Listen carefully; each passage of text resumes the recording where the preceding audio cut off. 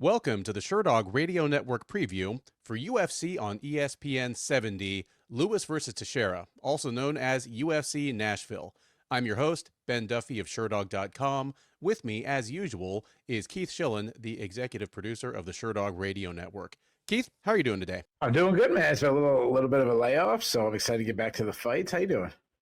I'm doing really well. Yeah, I had a week off, both of us being Americans. It was 4th of July week, always a fun one for me. We talked about it a little bit off air, but the break from fights, obviously great, kind of gave us an extra week to digest the aftermath of the explosive UFC 317. And now we slide right back into the grind with UFC Nashville. And normally I ask you your opinion on the upcoming card first. I'm just going to step right out here and say, this Ben, one's a hold on. little rough. I know you're All gonna right. say that. I knew you were gonna say that. So why don't we instead of like bring us down first? Let's All right. You want to make our big announcement? Yes. Well, we didn't have a show this July 4th, but next July 4th is going to be the first live recap show in person, both me and Ben from the Oval Office as the fight on the White House lawn. Me and Ben will be there in attendance to recap the show. Right? That's happening, right? I don't know if they'll let us in the Oval Office, but at the very least, from the front of the White House lawn, absolutely. We'll be there live. We'll do a little stand up, and yeah, it'll be fantastic. Yeah, gotta give me a grade on this. I'm not going to go all the way into the tank because the thing is, there are some fights that are going to be exciting, and we're probably going to have some gnarly finishes. So I'm going to give it a C. But if I were going just in terms of divisional relevance, this one's rough. Your main event has Derrick Lewis, who's lost something like 5 of his last 6. Your co-main's got Stephen Thompson, who's lost 5 of his last 6. Your feature fight's got Calvin Kattar, who's on a 4-fight losing streak. It's rough up there. And this card, 12 fights, 4 favorites of 5-1 or greater. Like, that's Nice. And there are certain situations where that's understandable. Title fights and short notice matchups, because title fight, you just got to slot the next person in, even if they're, plus 1,000 against Valentina Shevchenko or Demetrius Johnson or something. And short notice, you got to do what you got to do. But here, there are no real last minute matchups here. They flat out made these matchups 2 months ago where somebody was going to be a 10-1 favorite. Having said that, again, I understand why these lines are as wide as they are, and we should get some slaughter. So if you remember Bellator prelims from 2017 fondly, this card got something for you. What do you think of it, Keith? Yeah, dude. I mean, you just had a fantastic card that absolutely delivered, one of the greatest cards I think ever, really. Then to go from this, it feels like when something is so perfect, but then you have the sequel and it's just garbage. And that's how this feels. I mean, like, I see a theme for this, and the theme, you mentioned the top 3 fights, the A side, the name of the 2 guys being the guy on the skid, kind of in a position to hopefully, if the UFC get the other guy over, is that kind of all three fights are kind of set up that way. There's some good names, decent matches I like, so I give like a C-. But that might be a little bit of just excited to get to fights because it's been 2 weeks, so yeah, it's not good. Yeah, there are 3 fights on this card outside of the main event that are at either heavyweight or light heavyweight. All 3 of them feature somebody who is going to the other division for the first time or just recently switched over. So that'll be interesting, just seeing if that experiment plays out for people like Kennedy Nzechukwu, Vitor Petrino, Junior Tafa. So, the worst thing about this is with the UFC, going on the road, less than half their fights now, and you're in Nashville, you've been gearing up, you've probably been waiting a long time. You're like, oh, UFC's come down. You buy the tickets before the even main event or whatever, and then all of a sudden the card comes through, and like, really, this way again? Like, this is. And the closest thing they have to a local fighter on this card is Nate Landwehr, who is from Tennessee, but spent most of his career in Russia and I believe trains in Florida now. So, yeah. Who's the closest to getting a title fight on this card? Without even joking, it might be Fatima Kline in your opener. Moura, maybe. Yeah, Eduarda Moura. Yeah. I agree. So Totally agree. Which is why, of course, they're both buried on the prelims under like Chidi and Njokuani and Max Griffin. Freaking UFC. Unbelievable. Justin Junior Tafa is above their fights. Yeah. Any other general thoughts on this one before we dive into these prelims? No, let's do it. All right. First fight out of the gate at UFC on ESPN 70 is a strawweight matchup between Fatima Kline and Melissa Martinez. Kline, the 24-year-old New York native, is 7-1 overall. She is 1-1 in the UFC, but worth noting that she is 1-0 at strawweight. She made her UFC debut almost exactly a year ago, up a weight class against a contender in Jasmine Jasudavicius. Came out on the wrong side of a decision there.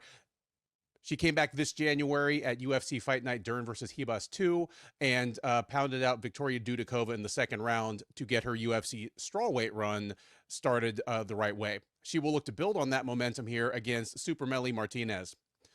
Martinez, 27-year-old from Mexico City, 8-1 overall, 1-1 since joining the UFC as the former and inaugural Combate Americas strawweight champ. She debuted all the way back in 2022 at the disastrous UFC 279, where she dropped a unanimous decision to Elise Reed. She then disappeared for 2 full years, came back last October, and picked up a decision over Alice Ardeleon at UFC Fight Night Hernandez versus Pereira. She is back, much like Kline, looking to build on the momentum of her first UFC win. She is not favored to do so, to put it mildly, as Kline is one of the biggest favorites you will see in the UFC all year. She is minus 1450, Martinez plus 800. Keith, I mentioned to you off the top that this card has 4 fights, so a full third of the fights with at least a 5-1 favorite. This one, obviously, the widest line on the card, one of the 2 or 3 widest of the year so far.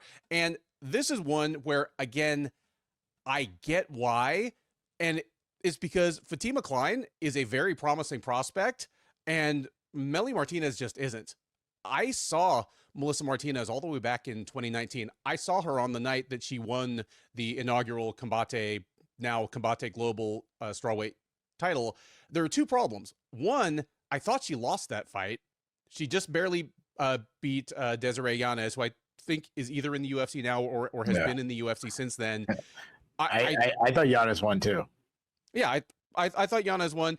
And the other problem is that Martinez has fought like twice since then. She's disappeared for a year and 2 full years since then. Even though she's still just 27 now, the shine is kind of gone, and she's just not any better than the fighter who arguably barely beat Desiree Yanez 6 years ago.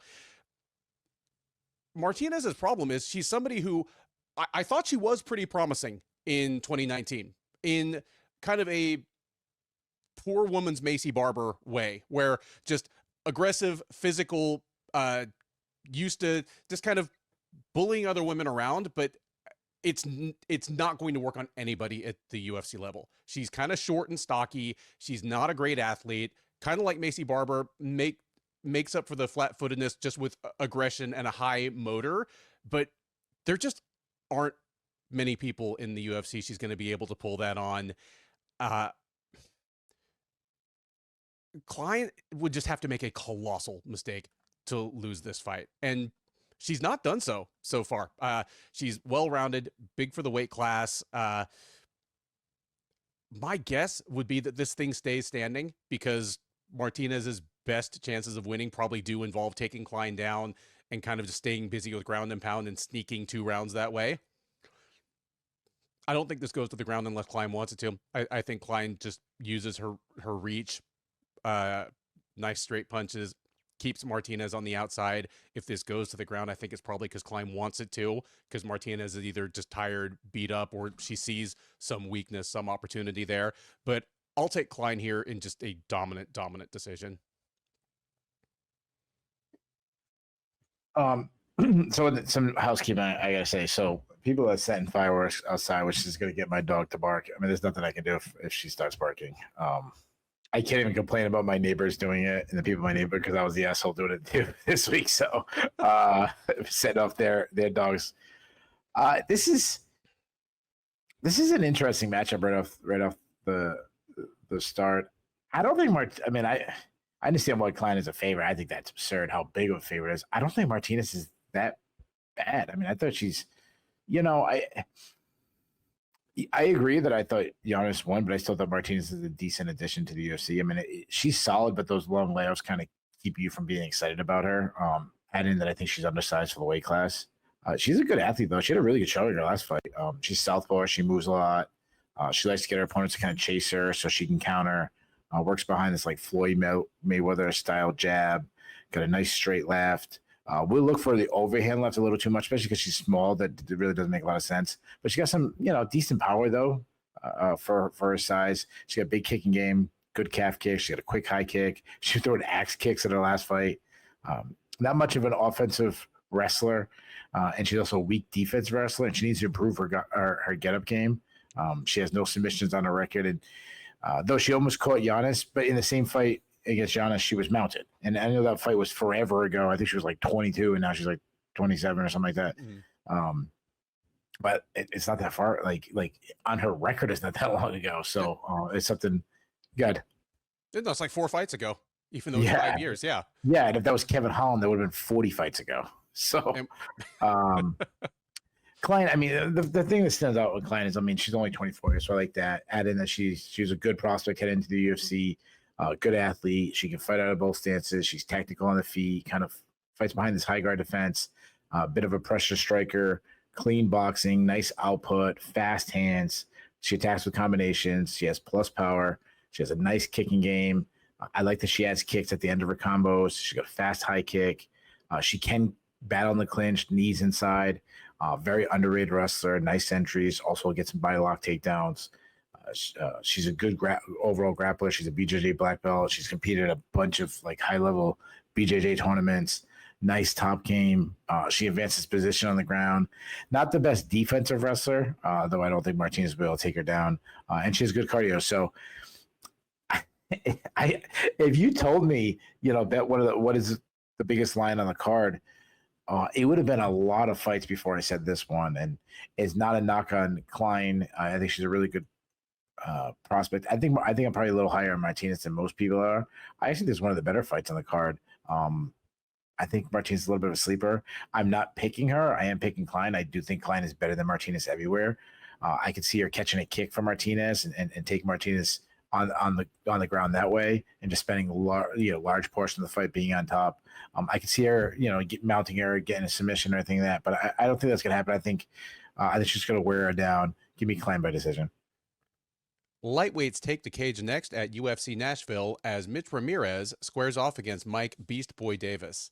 Ramirez, the 32-year-old Utahn by way of Las Vegas, is 8-2 overall. He's 0-1 since joining the UFC as a veteran of Season 7 of Dana White's Contender Series.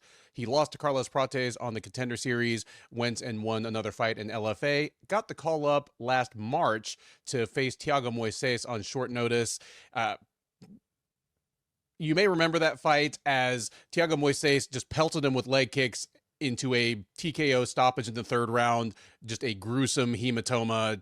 Ramirez's leg had grapefruit-sized swellings in like 3 different places. Ramirez has been on the shelf ever since. He's finally stepping back into the cage here 15 months later, and he's not getting much of a reprieve as he gets to see Davis on the other side of the octagon. Davis, New Yorker by way of Florida, 11-3 overall, 4-2 since joining the UFC out of Season 2 of Dana White's Contender Series. He also lost on the Contender Series, went and won a couple other fights in Florida, got the call up in 2019.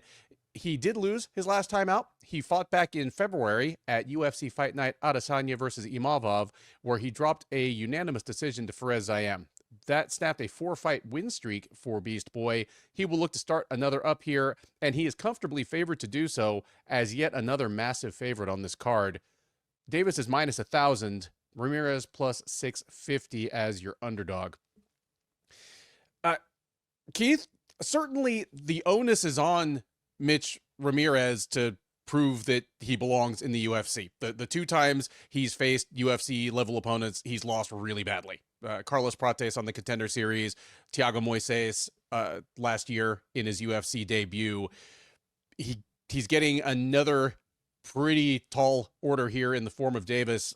How do you see this fight playing out? Who wins? What's it look like? Dude, I think I'd rather guess the lines than break down these fights. Yeah, I mean, I figured Davis would be the favorite. I was going to guess like negative 250 or something. Yeah, I have no read on Davis. Davis was the guy when he first came in the UFC. When I scouted him as a prospect before he was in the UFC, something I really liked. He's really flashed some greatness at times, and looked like he could be a future contender. I know he's not young or anything, and he's been on the shelf. He's hasn't been the most active fighter, so that kind of takes away a lot of his momentum. But also he's had some terrible shows. I mean, he looked horrendous in his last fight. When he's on and he's good, he's well rounded. He's a Muay Thai striker. He can be very low output though, which is like I'd rather have a guy who has good output and bad technique sometimes than a guy who has good technique and low output though. But he's very technical, great slip and rips guy, great movement, head movement, excuse me, bounces his head off the center line. He also likes to roll punches because he has a very boxing style. He's going to just slip it out of range and then counter with his own shots. This is what I'm talking about. Good Davis. He tosses out a nice jab. He's got a nice right counter. I mean, he blasted Natan Levy with a beautiful right. He's accurate.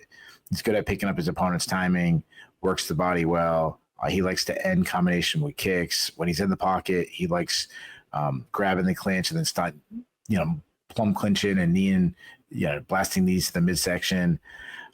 He's good at also going high to the head in that plumb clinch. He can sneak in takedowns, especially if his opponents kind of rush him and pressure him. He'll get to a leg, like high crotch slam. Good ground and pound. Needs better control though. Sometimes he'll ride too high in scrambles, and he is a good grappler, but that still doesn't justify him pulling guard against Zayem in that fight. He looked horrendous. I wonder if he had an injury in that fight or something, because he looked he looked horrendous in that fight. So I'm hoping that just passes. This is the perfect opponent because Ramirez is nothing like Zayem, nowhere near the same level fighter. Ramirez, to me, is a minus athlete, flat-footed. He is a pressure forward kind of fighter, but the problem is his hands are slow. He likes big overhands, and he has some power. I mean, you look at his record; he's got 5 of his 8 wins are by TKO. He throws a lot of kicks, though he won't set up the kicks, and he's also very heavy on his front foot. I mean, it's why he was open to calf kicks. It's why Thiago Moises finished him with calf kicks. And it's funny because Thiago Moises finished him, and if you watch that fight, it wasn't like Jose Aldo chopping the leg for 15 minutes. It was like 4 or 5 kicks early, a lot of grappling, and then he finished him with 1 or 2 late. So it just shows you how heavy he was and how much damaging those kicks were. Not much of an offensive wrestler, but if he gets to the ground, he does have 2 subs on his record. I'd be surprised if he subs Mike Davis. He is a weak defensive wrestler, struggles to get back to his feet. To his credit, he showed solid sub-defense against a good grappling Thiago Moises. So I've kind of given up on Davis until he beats someone that I also view as a contender. I won't get back on that train. But look at the line. He's negative 1,000. I mean, he should still be way better than Ramirez had. I mean, this is the perfect bounce back fight. I see him butchering Ramirez on the feet. I think he wins in a landslide. Give me Davis by decision. Yeah, I'm kind of with you on this. If you're watching this right now, you know my go-to line. When there's a line this big, I start with, okay, if we see the upset, what's it probably look like? And there are some fights on this card that we'll get to where there's a clear route to victory for a big underdog. This is not one of them. Unless Davis is absolutely washed. Unless Davis is absolutely washed. And here's the thing. Ramirez thus far has not shown much in his 2 fights against UFC level opponents, but I think and talk about Mitch Ramirez right now kind of similarly to the way I did about Steve Garcia ahead of his UFC debut. He's fighting 3rd from the top here, and spoiler, he's he's not a big underdog in that fight. So there's always the possibility that Ramirez could turn things around and start to show us something different, but he's 32 and his limitations seem to have been exposed on the feet as well as on the ground here. I see two possible outcomes here. Either good Mike Davis shows up and just slaughters Ramirez, starts to chop him up with leg kicks, goes upstairs, starts catching him clean, and knocks him out, and we get Davis by round 2 TKO. Or bad Mike Davis shows up, wins 30-27, 29-28, 29-28 in the worst fight of the night. I'm hoping and praying for good Mike Davis and trying to manifest that into existence. I'm going to go with Davis by second round TKO here. But like I say, the possible routes to victory for Ramirez would involve terrible Davis showing up and an all-time bad judging performance, I think. So yeah, give me Davis by second round TKO here. Heavyweights are up next at UFC Nashville as Kennedy Nzechukwu looks to keep the good momentum going in his new division against Valter Walker. Nzechukwu, the 33-year-old Nigerian-American by way of Dallas, is 14-5 overall. He's 8-5 since joining the UFC as a two-time veteran of Dana White's Contender Series. 8-5 overall, 2-0 since moving up to heavyweight. On the back of back-to-back losses to Dustin Jacoby and Ovin St. Preux at 205 pounds, he decided to move up to heavyweight. Since then, he has first-round TKO wins over Chris Barnett and Lucas Dresky.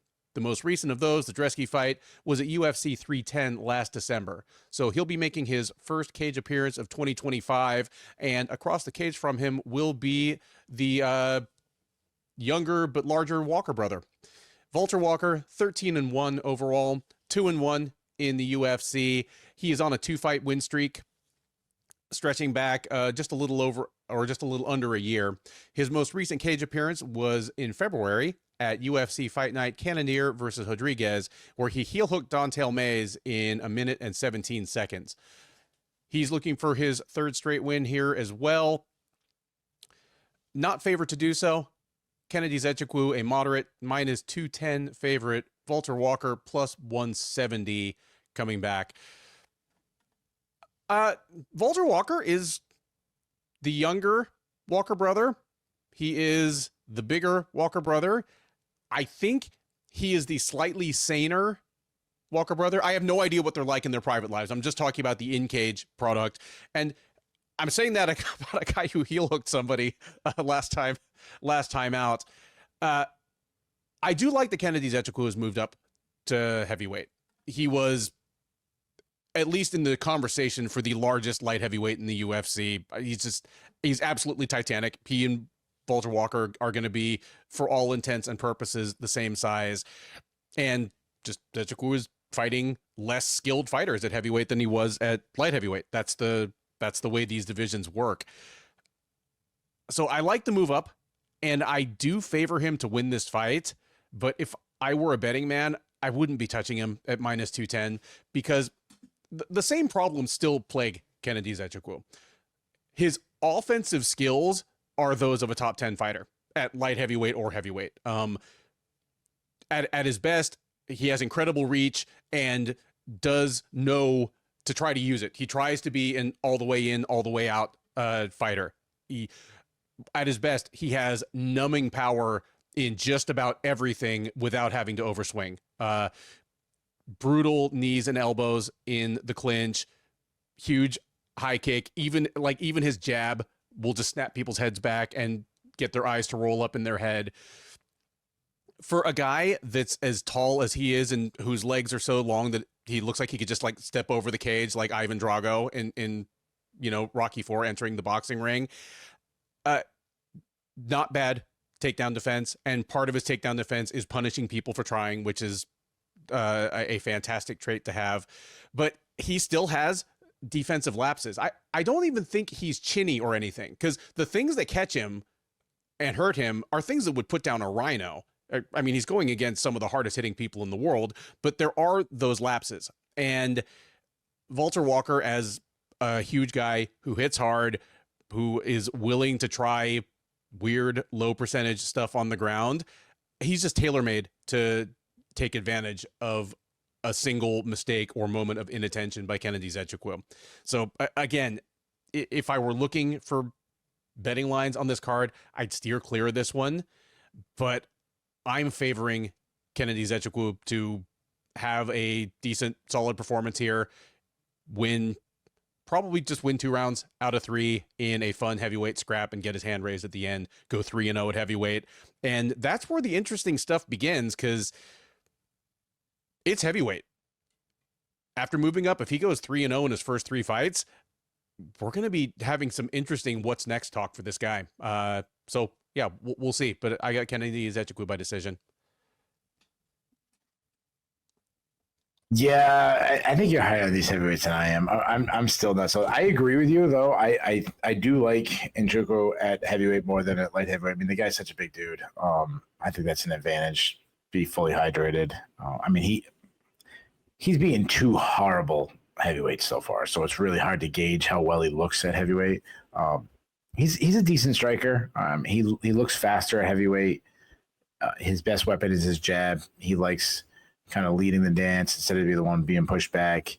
He does well in the pocket, though. He has nice power. He's got, again, he's taking on some bums, so it's hard to know what you got. But I think that power is going to translate well to heavyweight. Good kicking game. Likes to teep kicks. He likes to step in knees. I don't like his defense. The biggest thing is that he pillars. Doesn't really move his head. He backs his head straight up with his chin kind of high in the air.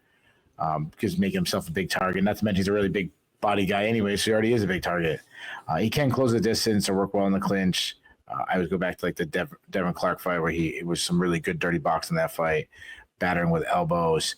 He can sneak in a takedown, but his wrestling has really been inconsistent. I wouldn't say it's a strength. But if he gets the fight to the ground, he's got a good top game, mean clubbing, ground and pound. I mean, it was a long time ago, but that Carl Robertson fight is the perfect example of that. Not much of a submission threat. He is a pretty bad defensive wrestler, but he kind of has that Derrick Lewis uses size to get back to his feet. And he does have pretty good cardio, and I expect it from not cutting, it'll be better at heavyweight, especially because it's a little slower pace fight too. Valter Walker, obviously, the first thing to stand up besides being Johnny Walker's brother, he's just like a ridiculously big guy. He's 6'6". His last fight, he lost some weight, so he looked like he was even better shape, which is a good thing. On the feet, he's very raw.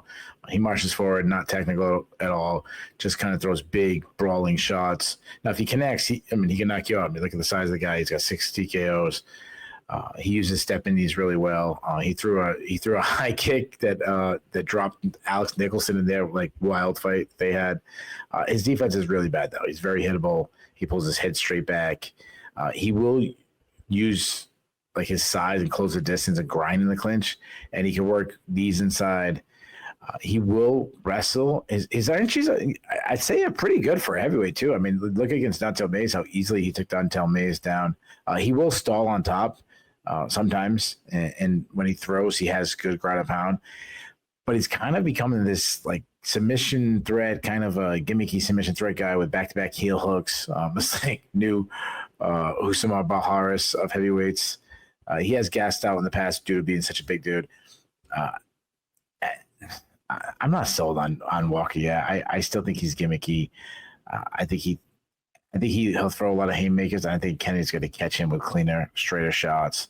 I think Walker might go for a takedown. I actually think he might find himself on bottom. I think he'll make the mistake. I can see him trying to make 3 in a row, looking for a heel hook. Kennedy's not the guy you want to put in a position to drop hammer fist down in your face. And I think that's going to be the problem. And Kennedy's going to finish him. Give me Kennedy by first round TKO from ground and pound when Walker makes a mistake. We head next to the women's flyweight division at UFC on ESPN 70 as the ageless Lauren Murphy squares off against Eduarda Moura. Murphy, the 41-year-old Alaskan by way of Houston, who in fact turns 42 in a couple weeks, 16-6 overall, 8-6 in the UFC. 7-3 since dropping to flyweight. She joined the UFC as a bantamweight when there wasn't even a flyweight division. Since dropping to flyweight, 7-3, including a shot at then champ, now again champ, Valentina Shevchenko about 4 years ago. She's coming in off of a loss. She dropped a unanimous decision to Jessica Andrade. That's the bad news. The worst news is that was 2.5 years ago. Murphy is back 2.5 years later. Again, on the cusp of her 42nd birthday, looking to get back in the win column here against a woman who was not even in the UFC last time Murphy stepped into the cage. Moura, 31-year-old Brazilian, 11-1 overall, 2-1 since joining the UFC out of season 7 of Dana White's Contender Series. She's coming in off a win. She fought most recently last November at UFC 309, where she picked up a unanimous decision over Veronica Hardy. Prior to that, she dropped a split decision to Denise Gomez almost exactly a year ago. She's looking for a second straight win here. She is comfortably favored to do so as another of the biggest favorites on the card. Moura is minus 700, Murphy plus 500 on the comeback.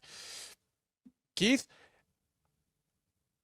one of the hardest tasks on this preview, considering we have no debuting fighters, is to kind of get any read on what Lauren Murphy is going to look like at age 42, 2.5 years from the last time we saw her, which is why I'm flipping it to you first. Give me your take on this fight. Yeah, first of all, I thought Lauren Murphy was retired. So what do I know? She trains in my town at a sister gym to my own, and I thought she was retired too. Like, yeah. I you see her around town at Fury events. Gracie Baja Katie is an active gym for local fighters. I never even asked, but I kind of figured she was retired. Yeah. Lauren Murphy fighting at 42. I mean, you talk about a former title challenger is the sad of our sport. When you have NFL running backs who the backup running back and they're retiring at 27 and when the comparison where they were to their sport compared to Lauren Murphy, at one point it was at the very peak of the sport and they got to still fight at 42 years old and just to pay bills. Well, like again, the backup point guard in the NBA or the backup running back or something like that is set for life. It's kind of sad, to be honest. Everyone had like a good big laugh at Shedeur Sanders' late drafting and signing, and his rookie contract is probably 5 times as much as Lauren Murphy's made in her entire career. Yeah, he's gonna make more than like Ilya Taporia did this year. So,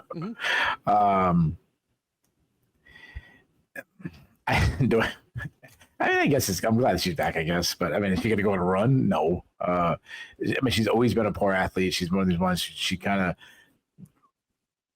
went on a run just by being wicked tough. She's a high-volume striker, one of these ones willing to eat a shot to land whatever on. I mean, her last fight,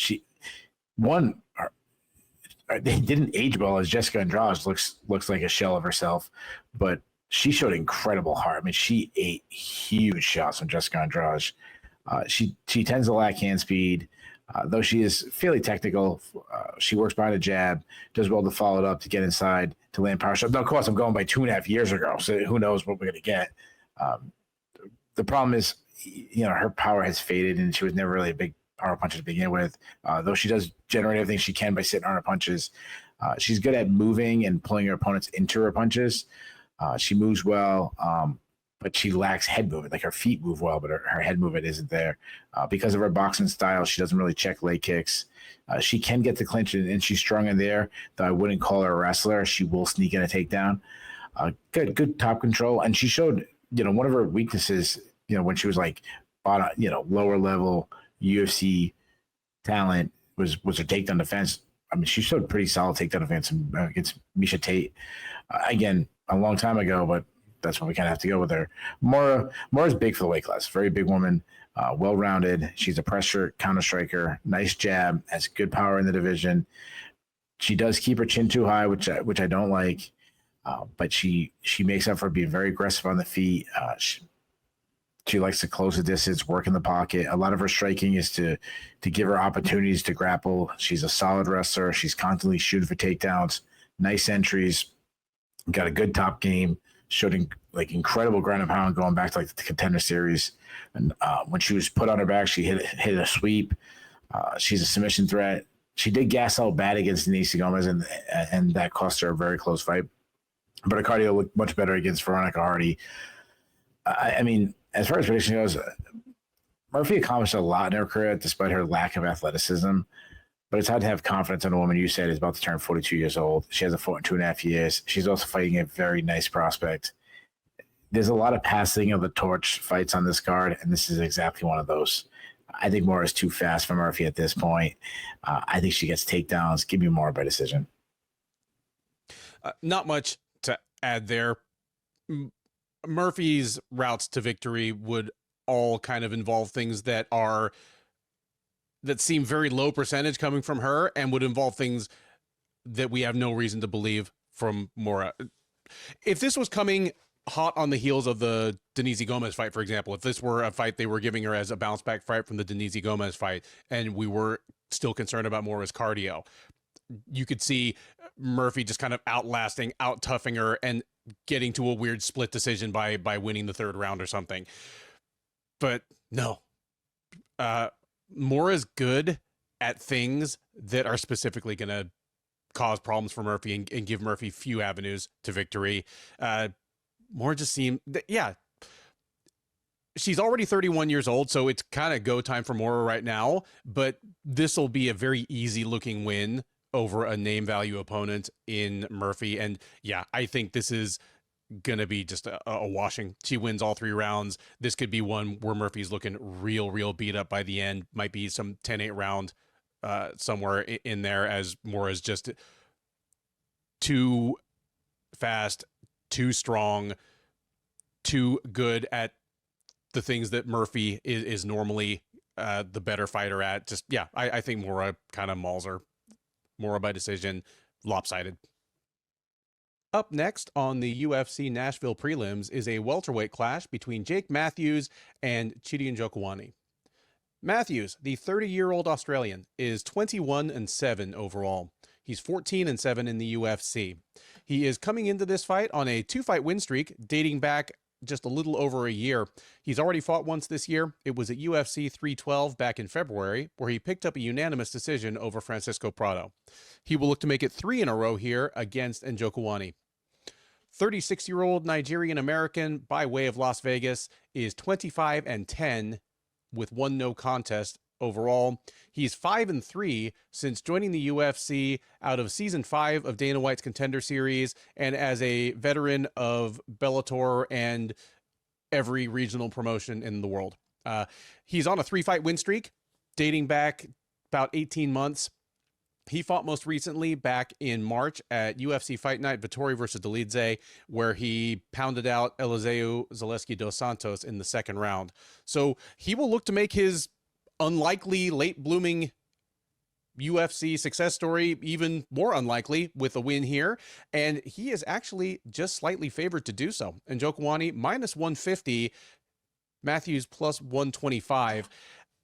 I am normally of the opinion that the Sherdog Fight Finder is the best fight database in the world. However, something has to be wrong here, because there is no possible way that these guys are only 6 years apart in age.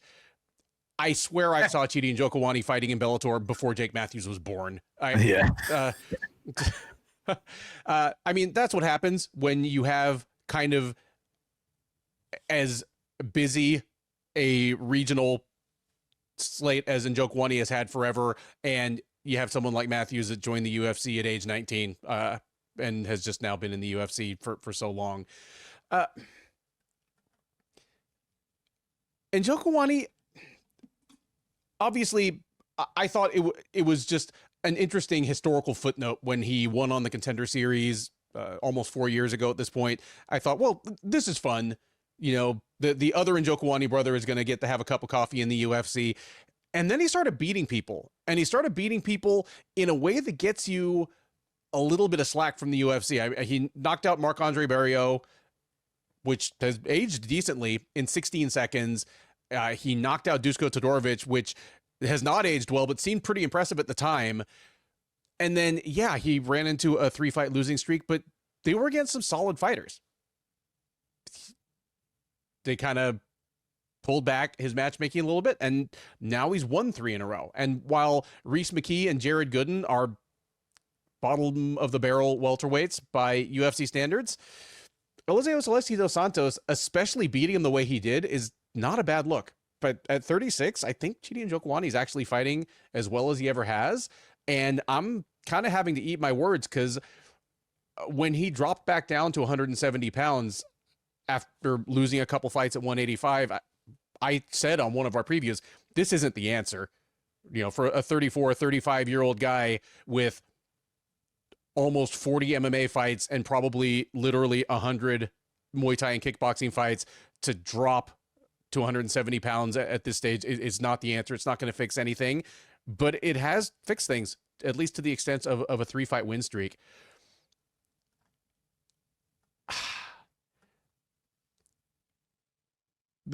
With Matthews, I'd hoped and kind of expected he would be better by now. He was an interesting prospect primarily as a grappler and an athlete and just somebody who was so young when he got to the UFC. His striking, it's still not all the way there. So fights, I feel as though his fights usually seem to hinge on whether he's the better wrestler and can determine where the fight takes place. When he's not, he really struggles. When he is, he can look really good against some pretty good fighters. Like Francisco Prado's a pretty good fighter. He looked great. I think he's going to struggle here. I'm taking Njokuani in the upset. I think Njokuani is definitely going to get the better of things on the feet. He has much better reach. He uses it well. And the way Matthews tends to go for takedowns is going to play right into Njokuani's wheelhouse.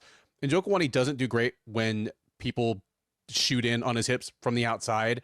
When people have to get into the clinch and try to get their takedowns that way, he tends to do well, and he tends to mess them up for trying. I think we're going to get some of that rinse and repeat here. Give me Chidi and Njokuani to win a decision against Jake Matthews, where just Matthews never really gets comfortable on the feet and never really gets the fight on the ground in the time, place, position of his choosing. What would you say Matthews was his favorite? -150? Yeah, -150, so pretty close, but it's the closest fight so far. It's funny, this is the closest fight, but I kind of feel like I know where both these guys are, and they both peak out about right here, like mid prelim kind of guys. Even as you mentioned, like Matthews being viewed as this younger guy and everything. He is a plus athlete. I will share this against Phil Rowe. He showed he still has some dog in him. Like he's. I didn't think that before, and he showed he's got some toughness. I mean, he ate some shots in that fight. He does move well. He has low output on the feet. He's this counter striker. I'm a little higher on his striking than you, but again, it's basic. Good at slip and ripping. He likes, he wants to counter strike. Like I said, he's decent hand speed. He will throw a lot of looping punches. He's shown some power that I never thought he had. He works the body well. His striking has always been to kind of set up his wrestling, and he's got good entries. He's got some fast entries. The problem is, as you mentioned, like he wins if he's a better wrestler, but he hasn't even been trying to wrestle. Like he abandoned his wrestling against Mike Morales, which was a horrendous strategy. I mean, I don't think it was going to matter against Michael Morales, but he abandoned his wrestling against Phil Rowe. It was just another bad strategy. If he gets to the fight to the ground, he has a good top game. He's got some strong ground and pound. He moves to a better position on the ground. He has 7 subs on his record. It's something, if I'm his coach, that's all I'm doing this camp. We're wrestling and we're wrestling a lot. Chidi, I mean, kind of the same situation. I know what I'll get with this guy. He's a long, lengthy striker. He's got some really long arms. He's a good striker. He wants to work from distance. The perfect example of that, one of his worst challenges was against Michel Osejchuk, where Osejchuk swarmed him with volume. When he is at distance, he's relaxed, he's poised. Sometimes he can be too relaxed, a little bit too much low output. He can have huge moments. He can give away portions of rounds, which is bad. So like this, I was going to say he has huge moments where he's not doing anything, and which is an issue. When he's good, he's switching stance and mid combination. Like he has, I mean, despite his build, he has really nice power. If he gets in the pocket, he starts looking for elbows inside. He loves step in knees. He's a big kicker, hard calf kicks.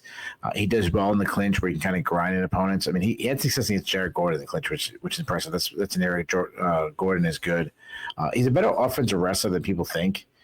He has a BJJ black belt. He almost caught Dusko Todorovic with an anaconda, but he's still a weak defensive wrestler. I mean, he stopped some takedowns from Reese McKee, so it seemed like he was going to start to turn the corner, but then he got taken down by Jared Gordon and Alessio Selesky dos Santos. Neither guy really known as prominent wrestlers, and he struggles to get back up. So I've flip-flopped on both these. I think it's a really close fight. I think both can have their moments, and I think both have had moments of flashes of greatness.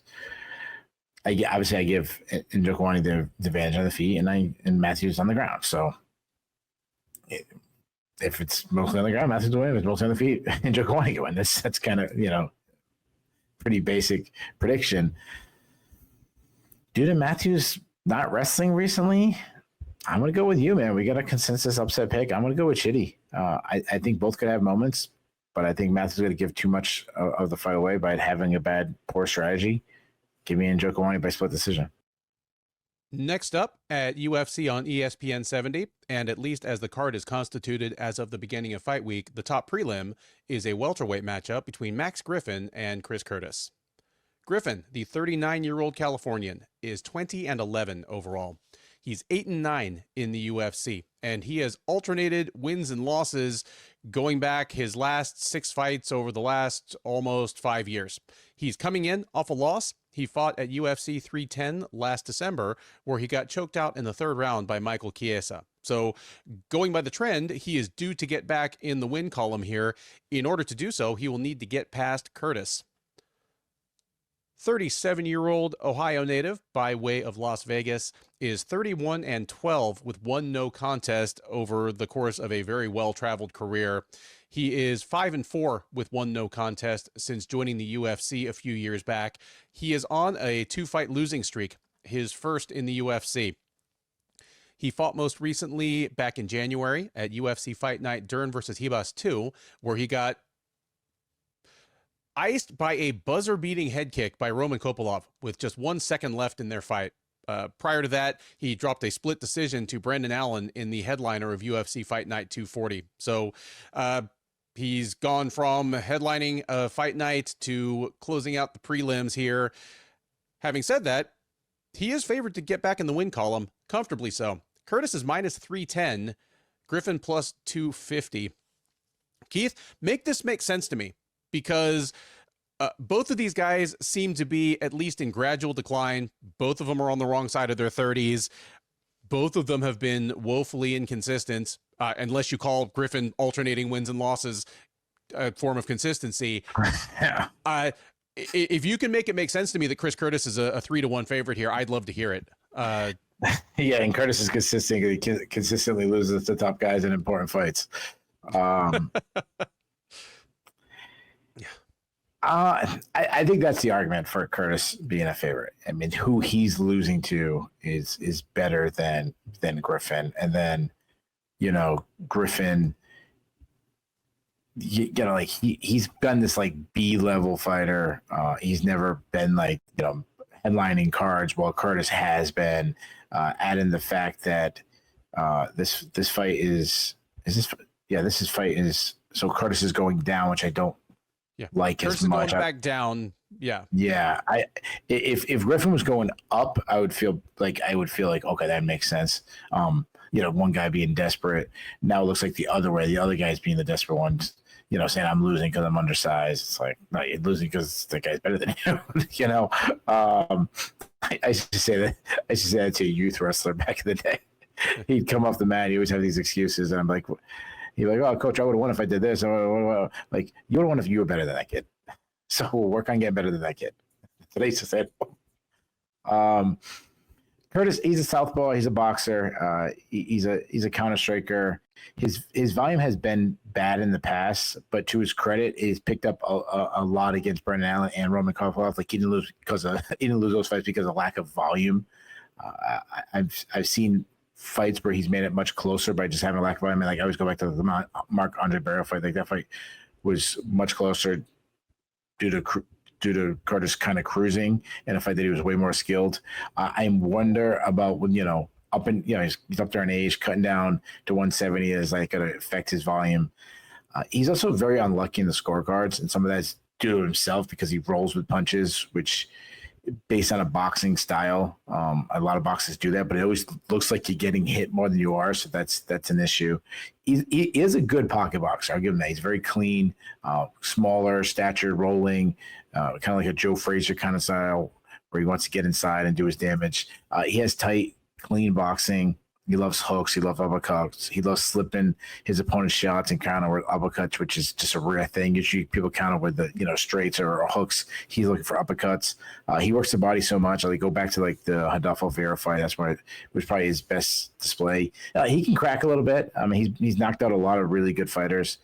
He does struggle to cut off the cage against guys that move a lot and are more athletic and quicker. We saw with Jack Ramirez. We saw that a little bit with Kopylov, though. Early on, Kopylov stopped moving as much. Later on, he can battle well in the clinch. He beat up Marc-Andre Barrio in the clinch strike and probably what gave him the victory. He hardly ever looks for takedowns, but if he does, if the scramble happens, he's on top. He's got a pretty good top game. He's had some good ground and pound. His takedown defense has been very inconsistent. I would still put it as a weakness. Being at welterweight, I think it might be a little bit better where he's not going to be undersized at welterweight like he was generally undersized at middleweight. He has a good chin, man. This guy's been in a lot of wars. He's eaten a lot of shots. Even like the knockout against Kopylov, I think he wasn't out cold. There was a lot of big shots before that. So I give him that. And he has the cardio. He's going to go hard. Oh, hold on. I don't know if he'll go hard, but he won't gas. That's what I will say. And a lot of that is because he doesn't waste a lot of energy. Griffin, he's 39. He fights by high guard defense. He's a pressure striker, but his output has really dipped recently. He had very low output against Jeremiah Wills and Michael Kessa, and that was the thing that used to help him win fights. He is a technical striker. He's accurate. He still has some, fairly fast hands. He throws straight, tight shots. He's got a nice jab. He loves his straight right. Not a lot of tells. He does hit hard. He can wrestle. It's an advantage I think he has over Curtis. Something I think he should maybe look to do against Curtis. He's good at winning scrambles. He's got strong top control. But he was subbed by Michael Kessa. So you said make this make sense that Curtis is a 3-1 favorite. I kind of agree with it a little bit. Not 3-1, but if Curtis is the same fighter at this age at welterweight than he is in middleweight, I like Curtis a lot. I think he's a terrible stylistic matchup for Griffin, especially if Griffin is declining, which I think we've seen. I think Curtis hurts him with shots. I think he finishes Griffin late. I was going to make this my lock tonight. I'm not making a guy who's 3-1 favorite in my lock, so I'll have to figure something out later. I thought it was going to be closer than that, but give me Curtis by third round TKO. I like the breakdown of these guys' comparative skills, and I'm glad that you seem to agree with me that moving down to 170 is not really the answer for Curtis. Curtis in his first 5 fights in the UFC, and again, he's another guy that kind of like Chidi and Njokuani, I thought it was kind of an interesting footnote that he made it to the UFC. We're talking about a guy that I think I was working for Sherdog the night that he retired twice in one night, in the PFL.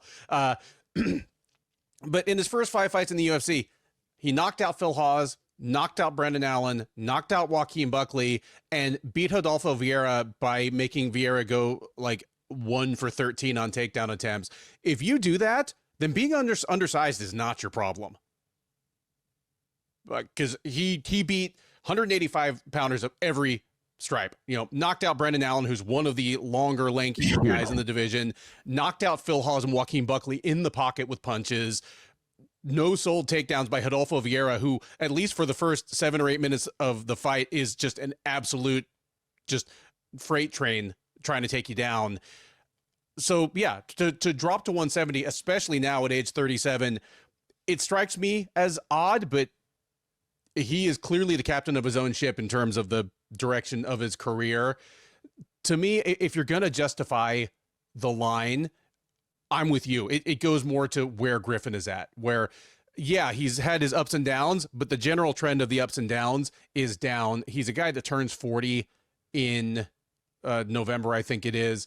And he's got a thing where he had a long-standing chronic health issue that he only really addressed in his early 30s, and it sort of gave him a second wind professional, kind of like Jim Miller getting his Lyme disease treated, where all of a sudden he seemed like this youthful 35 or 36-year-old just because he'd gotten the things that were nagging him at age 32 out of the way. But the wheels do eventually fall off. That may be happening for Griffin here, especially considering his age. He still is a pretty crisp athlete. He has still has fast hands, like you mentioned, but the gas tank is questionable. The durability is questionable. And if you're right, and his best routes to victory involve trying to get Curtis down, even inconsistent Curtis's takedown defense might be too much for Griffin now, especially a guy in Curtis who likes to throw a lot of uppercuts. They tend to be kind of a natural deterrent for just charging headlong at the other guy's hips. So yeah, I'm not usually a lock of the night type of guy, but I feel pretty comfortable picking Curtis in this one, even if I think the minus 310 odds are a deterrent from putting any money on this kind of thing. The 6-fight main card of UFC Nashville begins with a light heavyweight contest between Junior Tafa and George Tokkos. Tafa, the younger Tafa brother, 28-year-old New Zealander, 6-3 overall, 2-3 since joining the UFC out of Ryzen and Brave CF. He is 2-3 in the UFC. He is 0-0 at light heavyweight. He joined the UFC as a heavyweight. He is dropping to 205 pounds for the first time in his career, and he's going to put this to the test against Tokkos. 35-year-old Englishman by way of South Florida is 10-5 overall.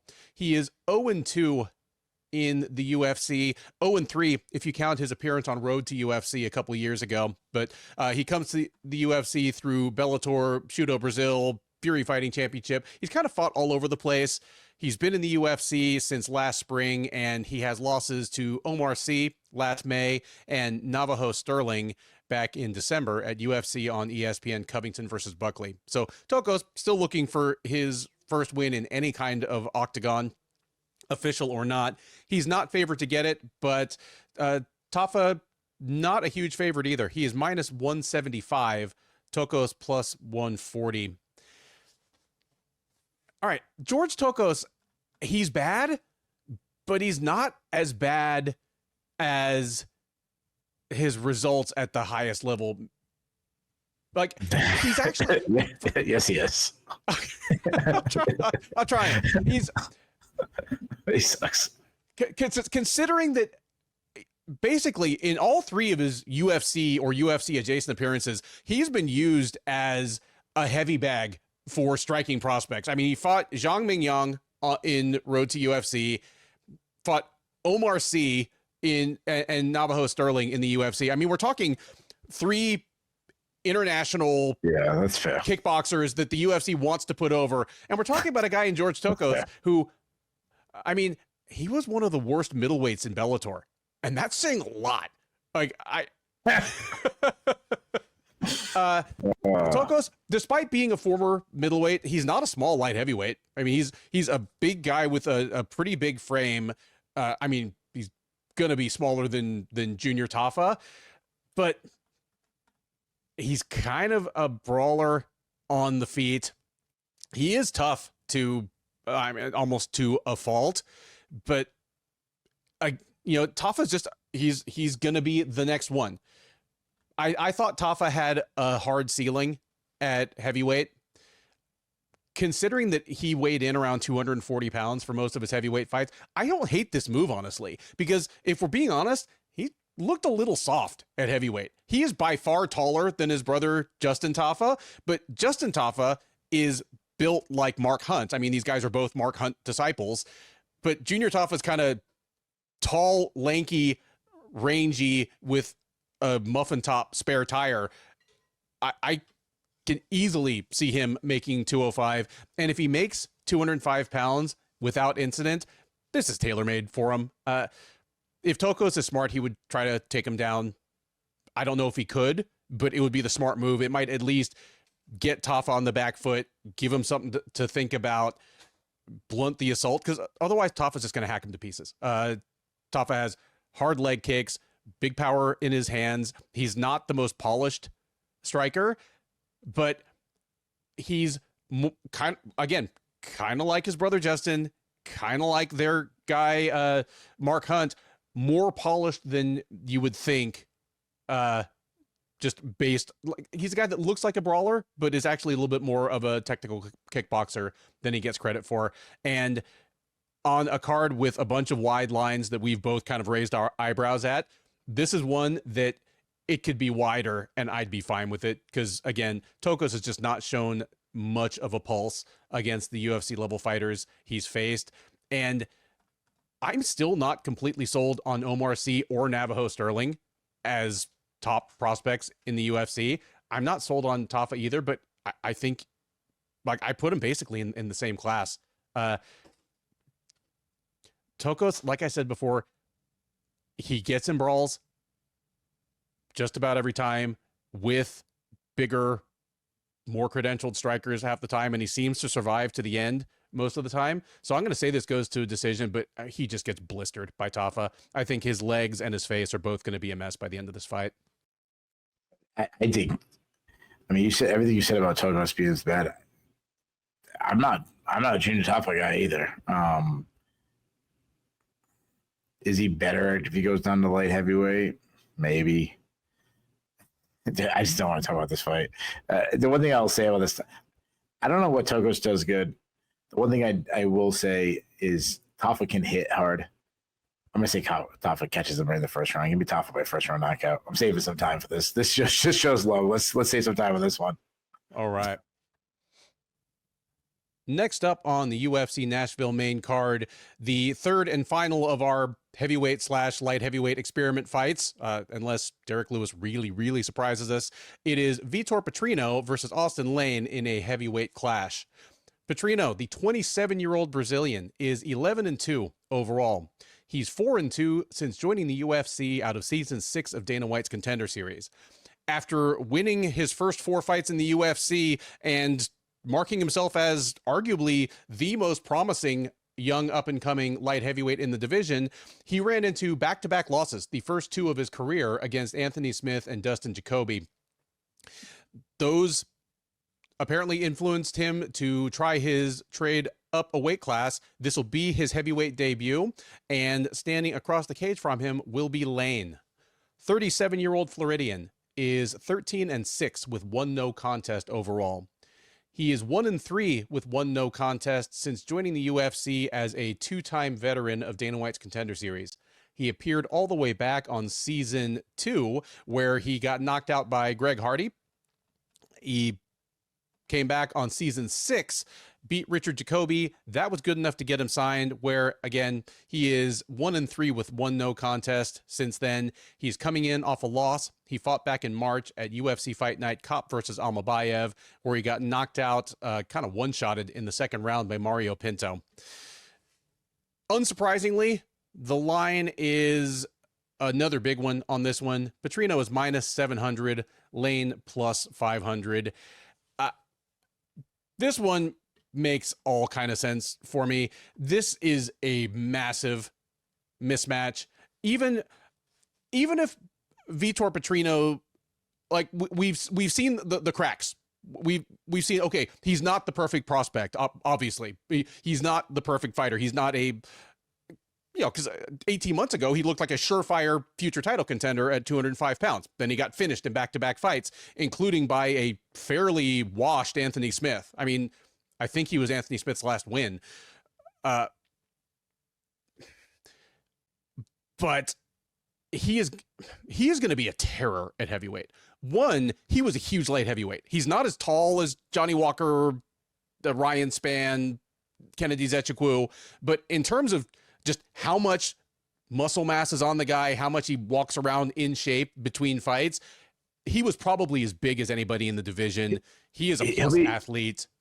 He'll be built like when Ryan Bader went up to heavyweight. Yes. Yeah. At least. I mean, he might look more like Linton Vassell, like only a better athlete. Yeah. Yeah. Well, I said, I don't know how he made heavier when he put on the muscle. I've seen him in person a lot. Holy Christ, is that dude big? Who, Linton? Yeah. Yeah. Oh my Lord. No, I was just saying like how Bader is not tall, but he's like he filled in really good. He's never like no one ever says, "Oh, look at Bader," like those skinny arms, you know. No, Bader looks like he looks like a comic book superhero. Like, just got this ridiculous V-taper. Like, his waist is probably smaller than mine, and he's 245 pounds of solid muscle. Yeah, that's but like you need someone to play like the Punisher in a movie or something like that. Yeah. There's every possibility that Petrino's the heavier man in the cage on Saturday. Petrino was already an explosive athlete by light heavyweight standards. Assuming he puts this weight on the right way, it'll be only more so in the heavyweight division. And I feel bad making this prediction because Austen Lane has kind of quietly become his best self. I mean, he's not really more than a bottom shelf UFC heavyweight, but he has embraced the natural gifts he has. He is a super tall heavyweight. He doesn't have the wingspan you would expect of a 6'6" guy, but he has plenty of reach just by being 6'6". He does try to fight out. It hurts that despite being a former NFL player, he's not that athletic in an MMA athletic sense. And this is a conversation that we've had and a thing I've pointed out before. The things that make you a good athlete for the NFL are not the same things that make you a good athlete for MMA. Like, how quickly you can do the shuttle drill, how quickly you can run the 40, your vertical leap, just none of those things are as important as hand-eye coordination, like reflexes in the pocket. If you had Austen Lane and Derrick Lewis do the NFL Combine together, Lane would dust Lewis. If you put them in the cage together, Lewis would knock Lane out in 30 seconds. Like a gymnast skill is better suited for MMA than football players.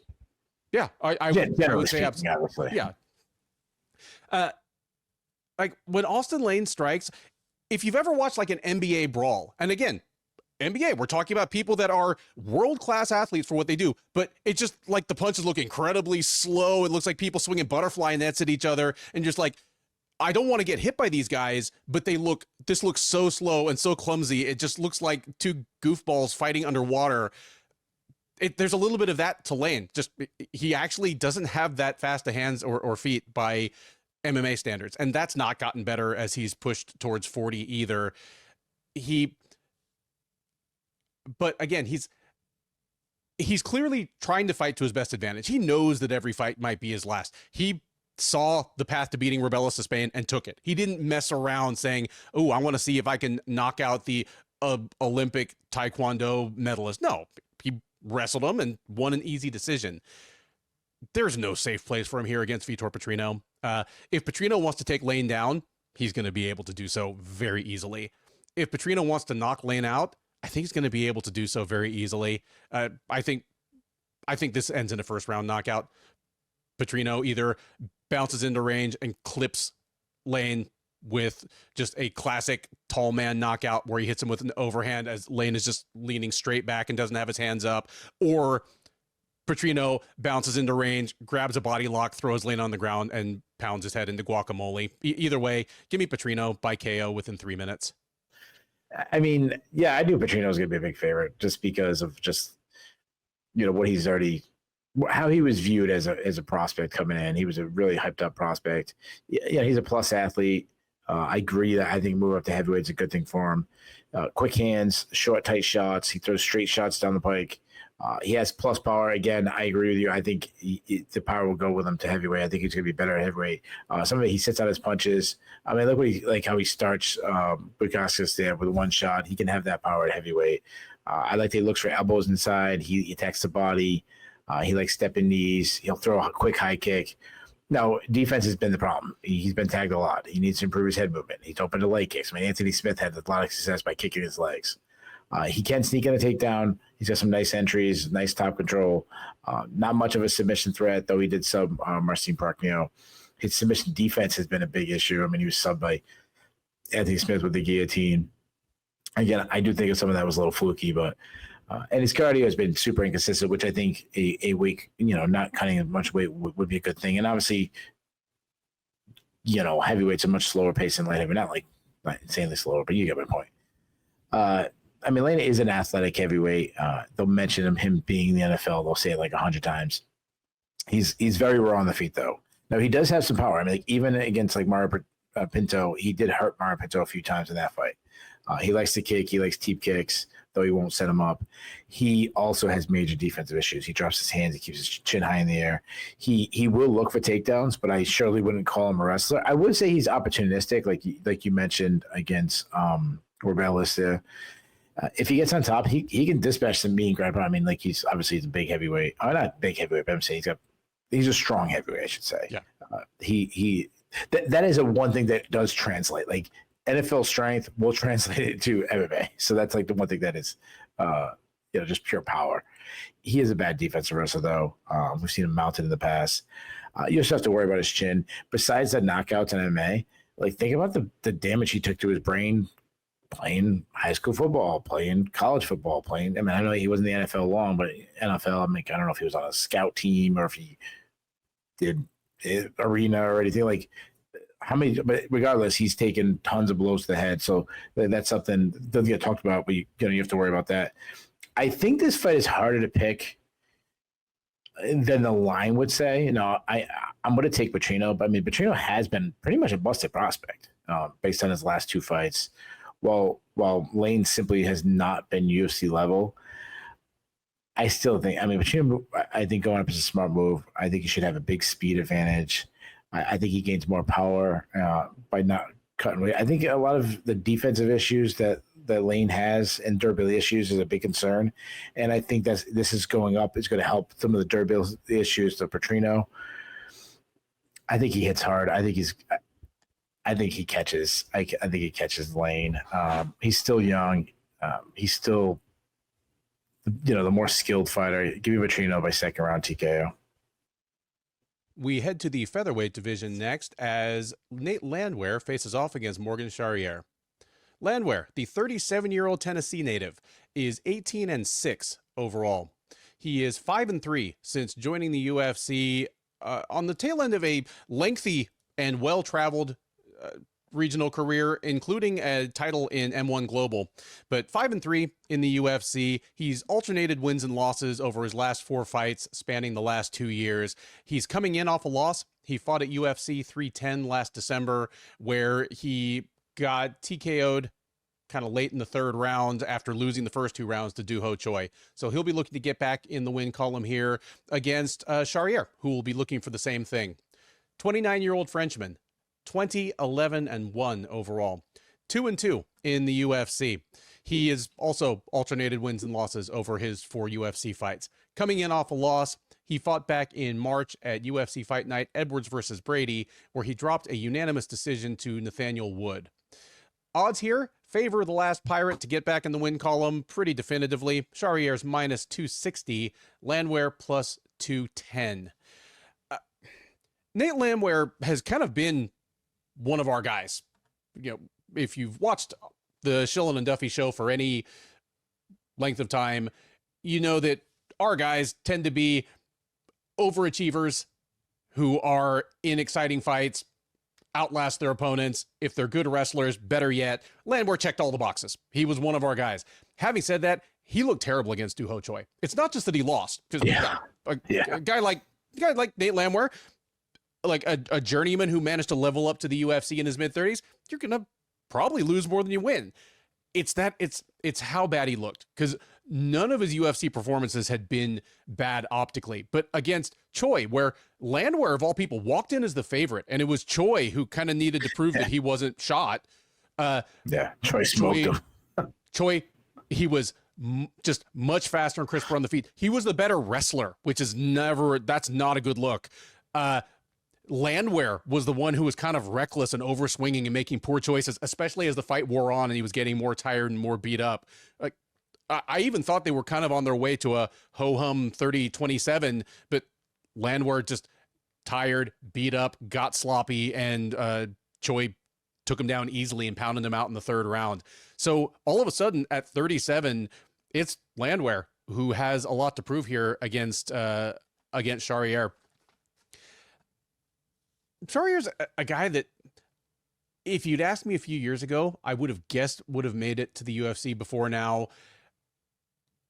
And maybe undeservedly. Like he's always been a pretty solid European prospect, but his best run was in Cage Warriors, and he was never even really the best featherweight in Cage Warriors. Like you look at his last few losses before getting to the UFC, and it's the guys that were there and better than him. Jordan Vucinic, Paul Hughes, who's the Danish guy, Soren Bach. But everything else is there. He is generally an exciting fighter, striker by preference, athletic. He's a good-looking dude.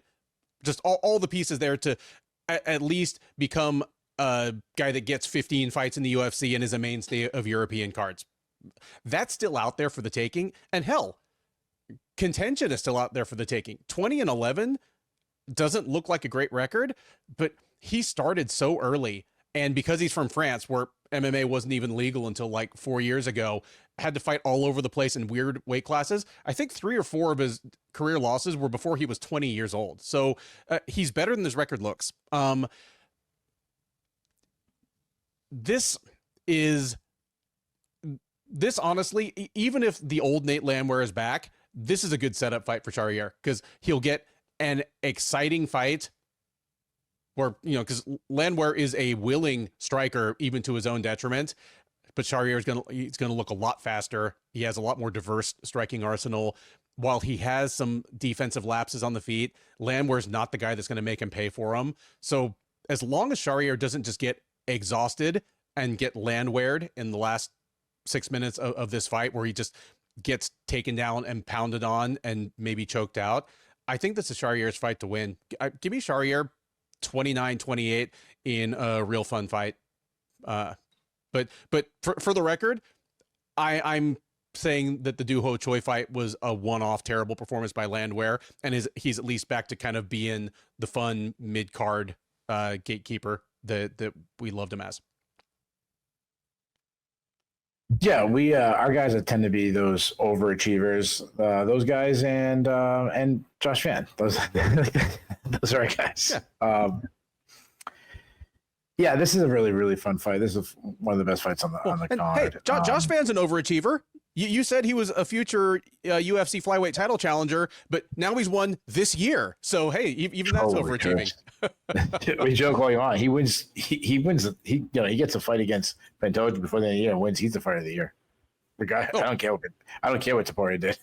But that's for another discussion. Let's talk about Landwehr and Charriere. Yeah, I like Landwehr. Besides his style, he's a fun personality. He's a guy he's fun to cheer for. I mean, he obviously is this ultimate action fighter. But like you said, he got absolutely smoked by Duho Choi, and I'm hoping that was just a really bad night. The way he wins, he tries to overwhelm his opponents with his volume. His whole goal is to force his opponent onto their back foot. He is a raw striker, though. I mean, he's kind of reckless. I always go back to it was fun as hell when he started squaring up. He was just straight up with Darren Elkins in the fight and no technique, just swinging hard. When he cleans it up, he's got a nice stiff jab. He can hit hard. He has, I'd say, plus power. He throws a lot of kicks, nice teep kicks, a quick high kick, good calf kicks. He will close the distance and clinch. I wouldn't call him much of an offensive wrestler, but his takedown defense was solid against Darren Elkins. But then it was absolute shit against Duho Choi, so I don't know. And worse is he used to be able to, he'd get up really quickly if you did take him down. That was not the case against Duho Choi. He was pinned for long periods of that fight. Charriere, he's inconsistent. He looked really good against Chepi Mariscal, so I thought he won that fight. And even so, that's a loss that has aged really well. I like Chepe a lot too, but he struggled against Nathaniel Wood. But Nathaniel Wood's he's really underrated for a guy who's been in the UFC a long time. He's a really good fighter. He's a good striker. He's very relaxed and patient. The problem is he can cruise at time, not throwing enough strikes. Be a major issue if he does that if he just lets Landwehr just overwhelm him with volume would be really bad. When he lets his hands go, he's fast, he's accurate, nice tight striker. I like his left hook a lot. I like that he works the body. He hits very hard. He's got 12 TKOs. He has some good calf kicks. I've seen him hurt so many guys with hard calf kicks.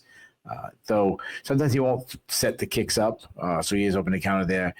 But to his credit, he checks leg kicks. If you throw kicks back on him, something he's going to have to do against Landwehr.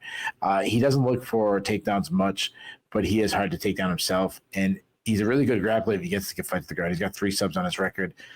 I mean, Landwehr he's really tough. He's got volume on his side. Charriere has the speed and the skill on his side. If Charriere doesn't up his volume, he doesn't have to, he doesn't have to match Landwehr's volume, but he can't be 3, 4, 5 strikes to 1. He's got to be 1.5 to 1 or something like that. Land the cleaner, kind of like what I'm bringing it up again, but kind of like what Van did to Royval. Royval was throwing a lot more, but he Van did enough volume to kind of stay in the range he needed to land the bigger shots. I think Landwehr's reckless style is going to give Charriere his opportunities to land the clean shots. I don't think they did Landwehr like I don't know what I'm looking for. Like didn't do him any favors after a loss by giving Charriere, because I think that's a really good fighter too. I think Charriere lands the power shots. I like Charriere by decision. I said earlier that I was parlaying, like I needed a parlay with Curtis. I just throw this on the fly. I'm gonna throw Charriere in there. I'm gonna put this as my lock of the night. Give me Curtis and Charriere as a parlay. I don't know how much the turnaround on that is, or whatever they say the payout is on that, but I don't know if I've had many other opportunities to the fight since left. So give me that as my lock of the night. All right. Third from the top at UFC on ESPN 70 is a 145-pound matchup between Calvin Kattar and Steve Garcia. Kattar, the 37-year-old Boston native, is 23-9 overall. He is an even 7-7 in the UFC. He had fantastic success early on, made his way into at least the fringes of the title picture, but he is on a 4-fight losing streak and has lost 5 of his last 6. He's already fought once this year. He faced Yusuf Zalal back in February at UFC Fight Night Cannonier versus Rodriguez, where he dropped a unanimous decision. He will look to snap this losing streak. He may very well be fighting for his job out there, and across the cage from him will be a man with as opposite a momentum as you could possibly get in the form of the red-hot Garcia. 33-year-old New Mexico native, 17-5 overall, 6-2 since joining the UFC as a veteran of Season 3 of Dana White's Contender Series, where he won but was not immediately signed. He is on a 5-fight winning streak, all knockouts within the first 7 minutes of the fight. He fought most recently last September, knocking out Kyle Nelson in about 4 minutes. That was at UFC Fight Night Burns versus Brady. But again, since losing the Maheshate 3 years ago, he has knockouts of Chase Hooper, Shillan, Melquiza Acosta, Sung Woo Choi, and Nelson. If he makes it 6 in a row at the expense of a recognizable name and former contender like Kattar, he may become one of the more unlikely contenders in this division in quite some time. He is ever so slightly favored to do so. Garcia is -120. Kattar just barely in the plus money at +100. Man.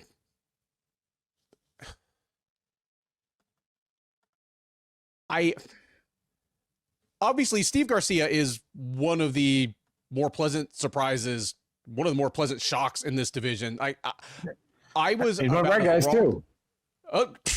How could he not be? And I was about as wrong about Steve Garcia coming into the UFC as I've been about a debuting prospect in the time we've been doing the show together. In hindsight, him knocking out Chepe Mariscal after his Contender Series appearance, because Mariscal has overperformed so much as well. Yeah. I didn't realize at the time what a big deal that was, because Garcia, forever, he was just kind of, he's been at Jackson Wink forever, and he's kind of their house fighter. But anytime a a bigger promotion would come through. Like I remember him losing to people like, Joe Warren and Ricky Tercios when Bellator would come through. And then at their house show, like, Jackson Wink MMA or Fresquez Fight Night or whatever, he just slaughter local guys. And I was like, well, he's a lot of fun, but he's not going to slaughter UFC level featherweights. And then he showed up and he started slaughtering UFC level featherweights. The 5 guys that he's knocked out none of them are terrible. Like Melchizedek Costa, Sungwoo Choi are not bad fighters. Shillan is not a bad fighter, especially to just wreck him the way he did. Like Steve Garcia, against all appearances, is becoming a legit fringe contender in one of the hardest divisions in the UFC to do that.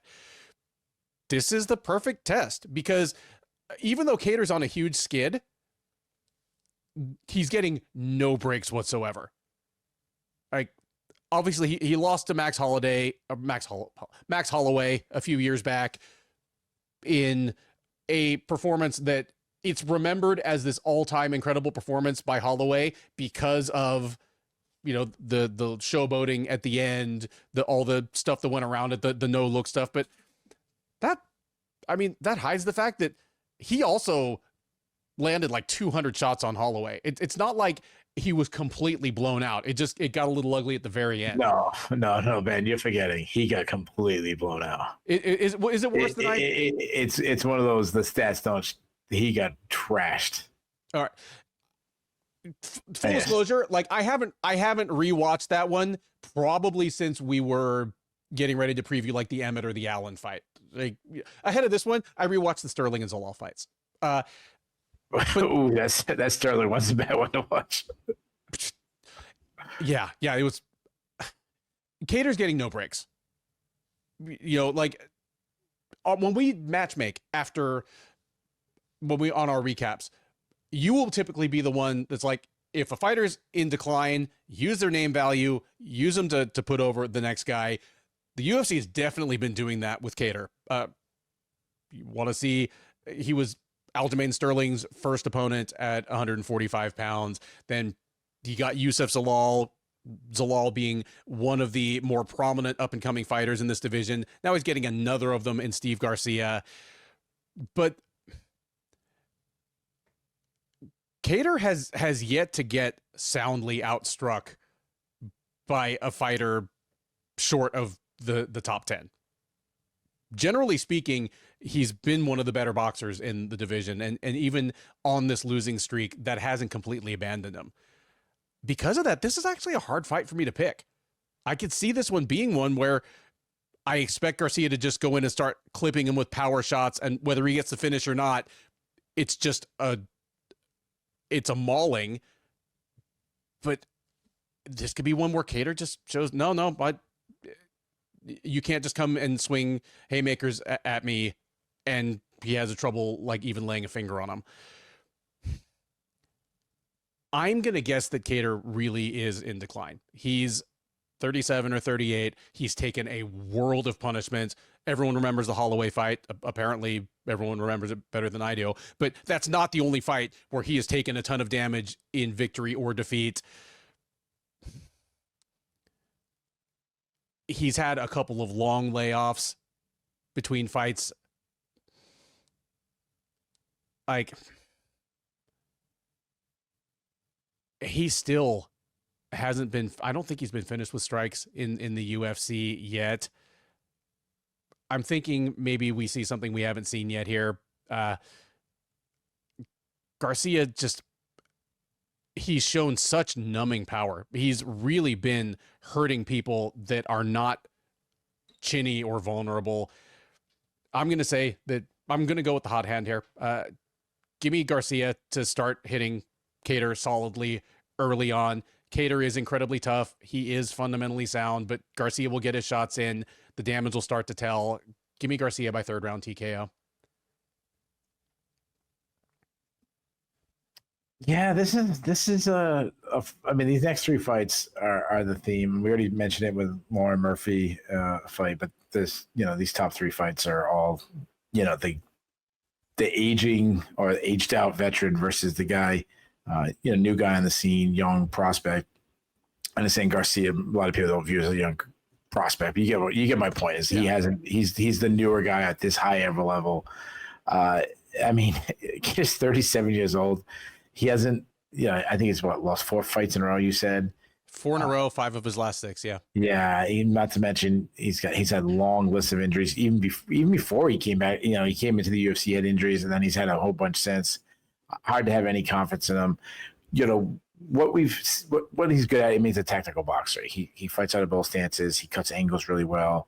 He can be a bit of a slow starter, but that is he's trying to set traps.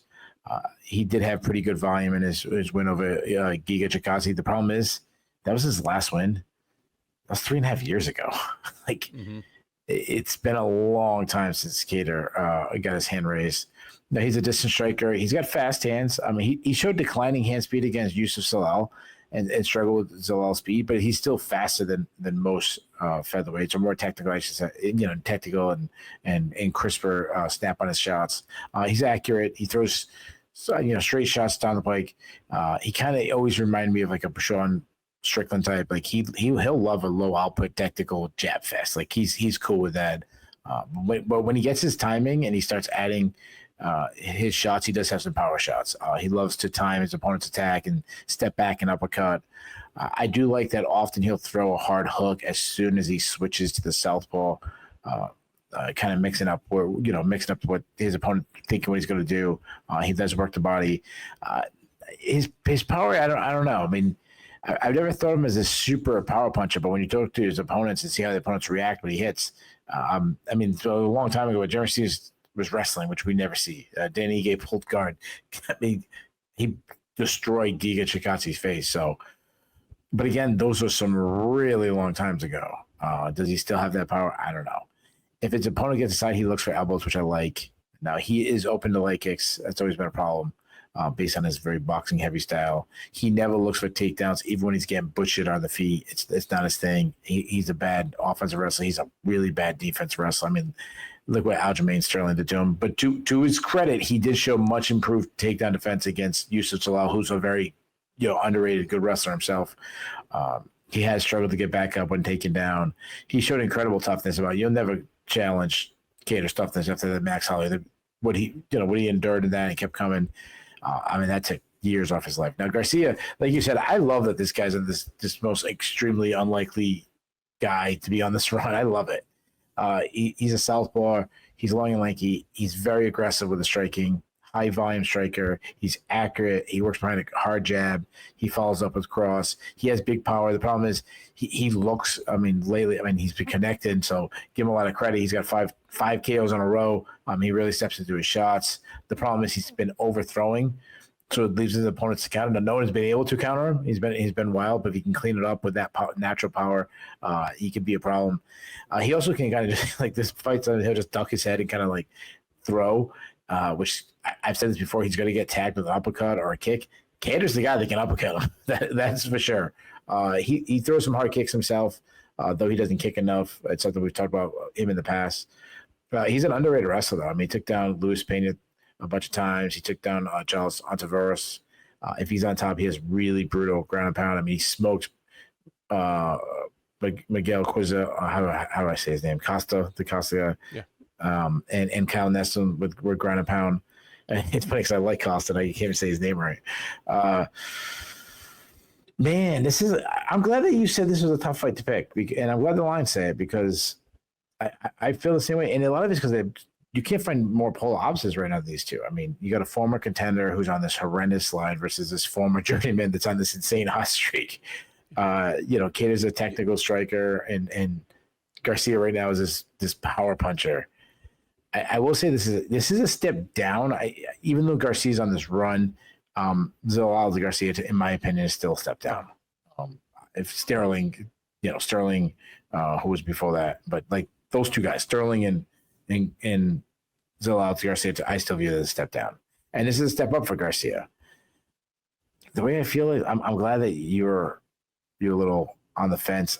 We viewed it a little differently though. I like Garcia early. I like Kattar late. If Kattar can overcome the swarm of Garcia and start setting traps, I think Kattar could pull it off. You guys know I don't pick New England fighter. Is definitely not an Asian New England fighter who's on a 4-fight losing streak, who's won 1 fight in 3.5 years. But I'm calling the upset. I'm going Kattar. The one thing about Kattar can eat shots. I think Garcia lands big shots, but I think Kattar counters. I think he finds his openings. I think the first is going to be close, but I think Kattar's going to show that he's not dead yet. I think he's going to pull off the last 2 rounds. I think I'm surprising a lot of people in my pick, but I'm taking Kattar by split decision. You know what this fight feels like to me? The skill sets we're talking about are completely different, but just in terms of Kattar's trajectory, it reminds me of trying to pick Anthony Smith fights over the last couple of years, because Smith has been in obvious decline ever since the John Jones fight. Where I hope not for Kattar. Well, you hope not for Kattar, but why was Smith still in the UFC until 6 months ago? Because every couple fights, he would remind some up-and-coming prospect that, no, there's levels to this, and if you can't deal with what I do, I'm not just going to beat you, I'm going to make it look stupidly easy. And if Kattar comes out and does that, I won't be that shocked. And if Garcia just starches him, I would be surprised. The way Garcia starches people, which that'd be the more fun thing, but... Which is just like picking any Anthony Smith fight in the last 3 years. Yeah. That brings us to the co-main event of UFC on ESPN 70, a 170-pound matchup between multiple-time former title challenger Stephen Wonderboy Thompson and Gabriel Bonfim. Thompson, the 42-year-old South Carolina native, is 17-8-1 overall. He is 12-8-1 in the UFC. He's on a 2-fight losing streak, dating back, this point, a year and a half. He fought once last year. It was at UFC 307 in October, where he got knocked out in the 3rd round by Joaquin Buckley. Prior to that, he had not fought since December of 2023, when he took on the man nobody wanted to face, Shavkat Rakhmonov, and got tapped out right before the buzzer of the 2nd round. He has had a few fights rumored, had at least 1 fight canceled because he refused to take it when his opponent missed weight. He's back here for what may well be the last time in a storied career. And if it is, the man bidding him farewell will be Bonfim. 27-year-old Brazilian is 17-1 overall. He's 4-1 since joining the UFC out of season 6 of Dana White's Contender Series. Since suffering his first and only career loss against Nicholas Dalby a little over a year and a half ago, he has back-to-back wins over Angelosa and Chaos Williams. The most recent of those, the Williams fight, was a buzzer-beating submission. He caught him with a Darce choke late in the 2nd round at UFC Fight Night, Cannonier versus Rodriguez in February. Bonfim looking to continue to build back that momentum, continue to certify himself a future and maybe near future title contender in a division starved for them, and he is heavily favored to do so. Bonfim is minus 380, Thompson plus 310 as your underdog. Keith, this is the kind of matchup where if it was even 4 or 5 years ago, would have had Upset City written all over it for me. But all of Thompson's routes to victory here would involve Bonfim just making either a colossal strategic miscalculation during his fight camp with his team, which we've not seen him do, or a colossal tactical mistake in the cage on Saturday, which we've not really seen either. His lone loss was to Nicholas Dalby, and it was what a Nicholas Dalby upset looks like. Just Dalby drew him into a blood and guts battle, outlasted him, and took him out in the 2nd round. Here,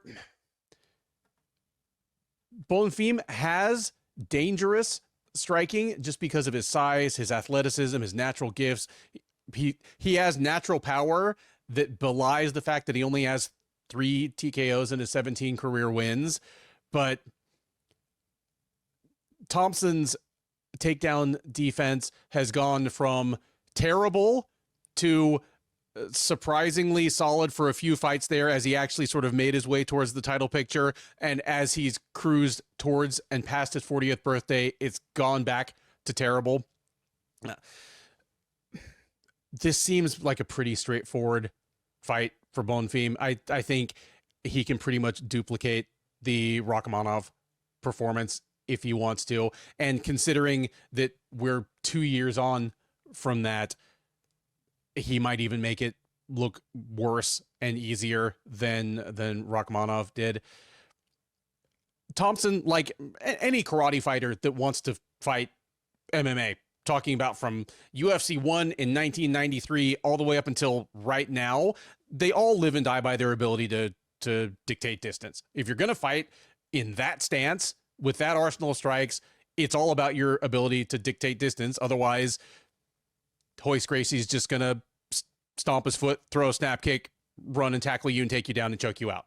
I mean, we learned that lesson 30 years ago. Thompson, for a while, was maybe the greatest. I mean, he might have been the greatest that close to a pure karate fighter in MMA history. Like, I put him up there with people like Lyoto Machida.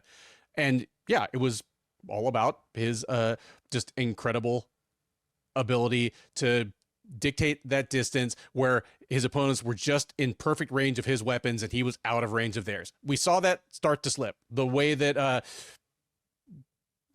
Pettis knocked him out, where Pettis finally did what every fighter had wanted to do to him for a decade. Just get in past that long jab and that front leg kick, just bounce into the pocket and clock him with one big punch.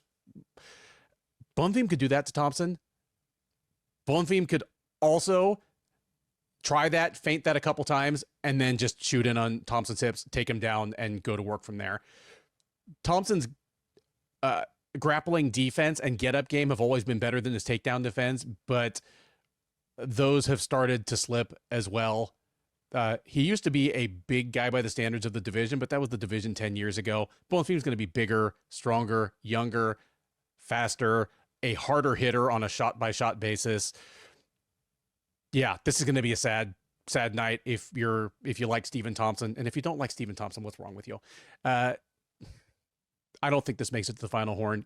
Give me Bonfim by second round submission. I'm going to say it's probably a pretty lopsided first round. He gets Thompson down. He beats him up pretty good. Thompson survives, takes him down again in the second round, maybe snares him in a front headlock as Thompson's trying to get up. We get another Darce choke. Bonfim gets his hand raised, and we're talking top 5 matchups for him, maybe. Yeah, sorry. First of all, you know, like you said, if you don't like Stephen Thompson, this says something more about you than it says about Stephen Thompson. I mean, like, talk about like the good dude of MMA. This I like the matchmaking of this fight. Of course, like you I do. said, yeah, it makes sense, dude. It just makes sense. It really does. Having Stephen Thompson fight, there's two options. You either fight another aging veteran, you know, or you fight like an up and comer. So, yeah. So, I mean, you said that he's one of the greatest karate strikers in MMA history, and obviously it's like him, Lyoto. I'm sure there's one or two other guys we didn't mention, but you know, we're not thinking of. But yeah, but he's also just one of the greatest strikers in general. The problem is he's 42 years old. And the way he strikes is all about timing and speed and not even just timing, but like, yeah, getting there, timing, coming in. And I should have said not just about speed, but about placement of the strikes and his elusiveness. He's 42 years old. This guy's always been this incredible athlete, elusive and fluid, you know, flows back and forth from stance to stance. That could all fall apart instantly if he slows down a little bit. And I think he is starting to slow down now. He has some power, but he's never been this big one punch knockout guy. He's just, you know, he's a big counter striker. He hits you and he gets you so you don't want to come in anymore. Now he's always kept his hands really low, kind of baiting you to swing at his head. And he had this elite head movement to connect. Now if that slows down to now those punches that he used to miss before or graze before land, that could be a problem. He's got good, you know, lateral movement, good at cutting angles. Good at causing his opponents to chase them and then stopping a dime and landing a shot when his opponent is still kind of moving in. He can sit on the outside and then suddenly blitz forward with a combo as his opponent kind of as he draws his opponent to a lull. He has good hand speed, but I don't think what it was or is what it was at one point. Sorry, it's I'm not really sure. I'm out of sleep, but it's late. He has the very belated karate stance, making him a very small target. He also gets his opponents to overextend, trying to land, like I said, at his head, and that's where he's countering. His jab is a fantastic weapon of his.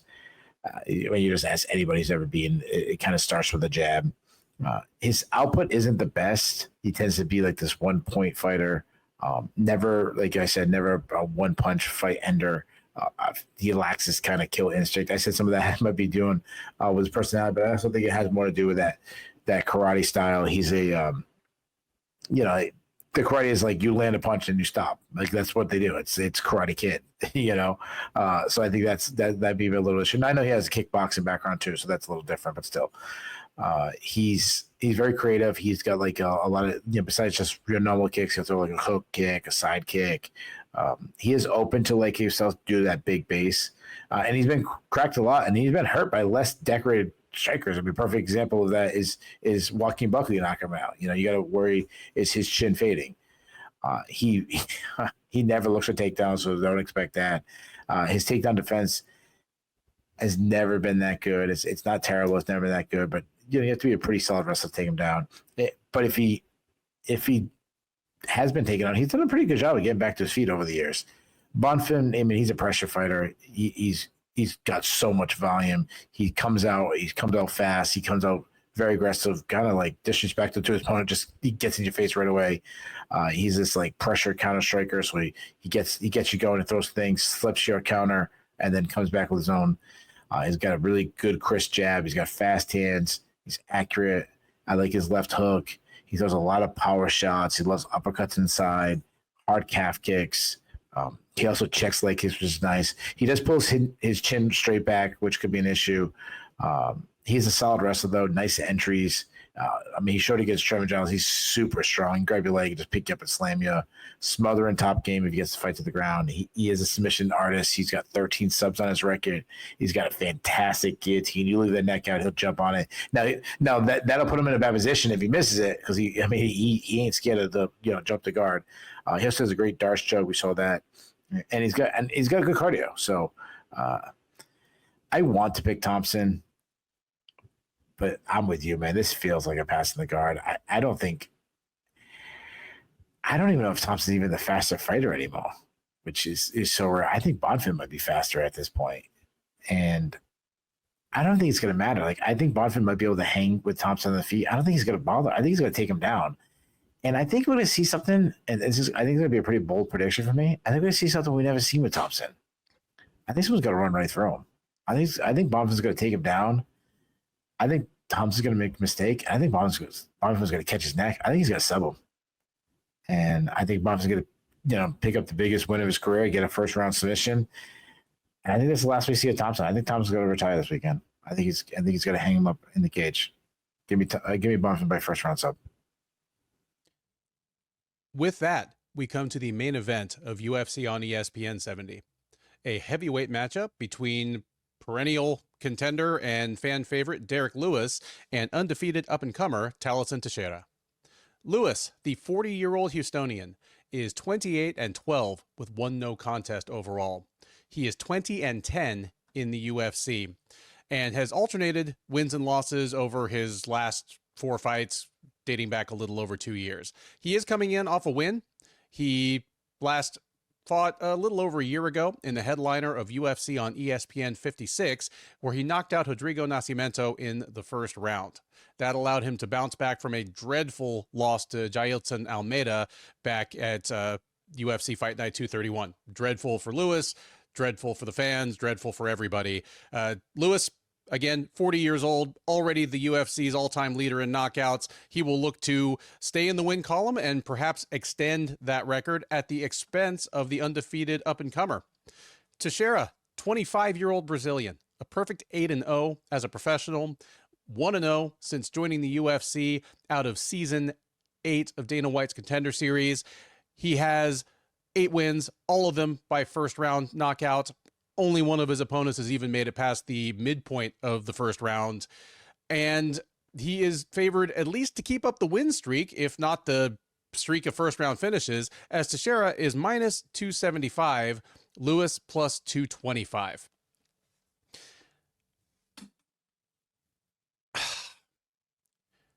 If you've watched this show even more than once, you know that I am an admitted and shameless homer for Texas fighters, Houston fighters in particular. But a strange exception to that is Lewis. Lewis is a kind of national / global star. Everybody knows him. Everybody generally loves him. So I don't feel the same sense of like ownership of Lewis, like the same fandom of Lewis, even though, I like the guy. So when I say that I see upset potential all over this, it's not me just, shining a Houston fighter. Derrick Lewis does not need me to shine him. He's the UFC's all-time leader in knockouts. But Teixeira has a lot of the earmarks of the kind of fighter that Lewis will just clock in a minute. Like, this might be Teixeira's 9th fight in a row to end by first round knockout, just not the way we're used to. Teixeira he's huge. He might be the tallest fighter in the UFC now. I think he's 6'8".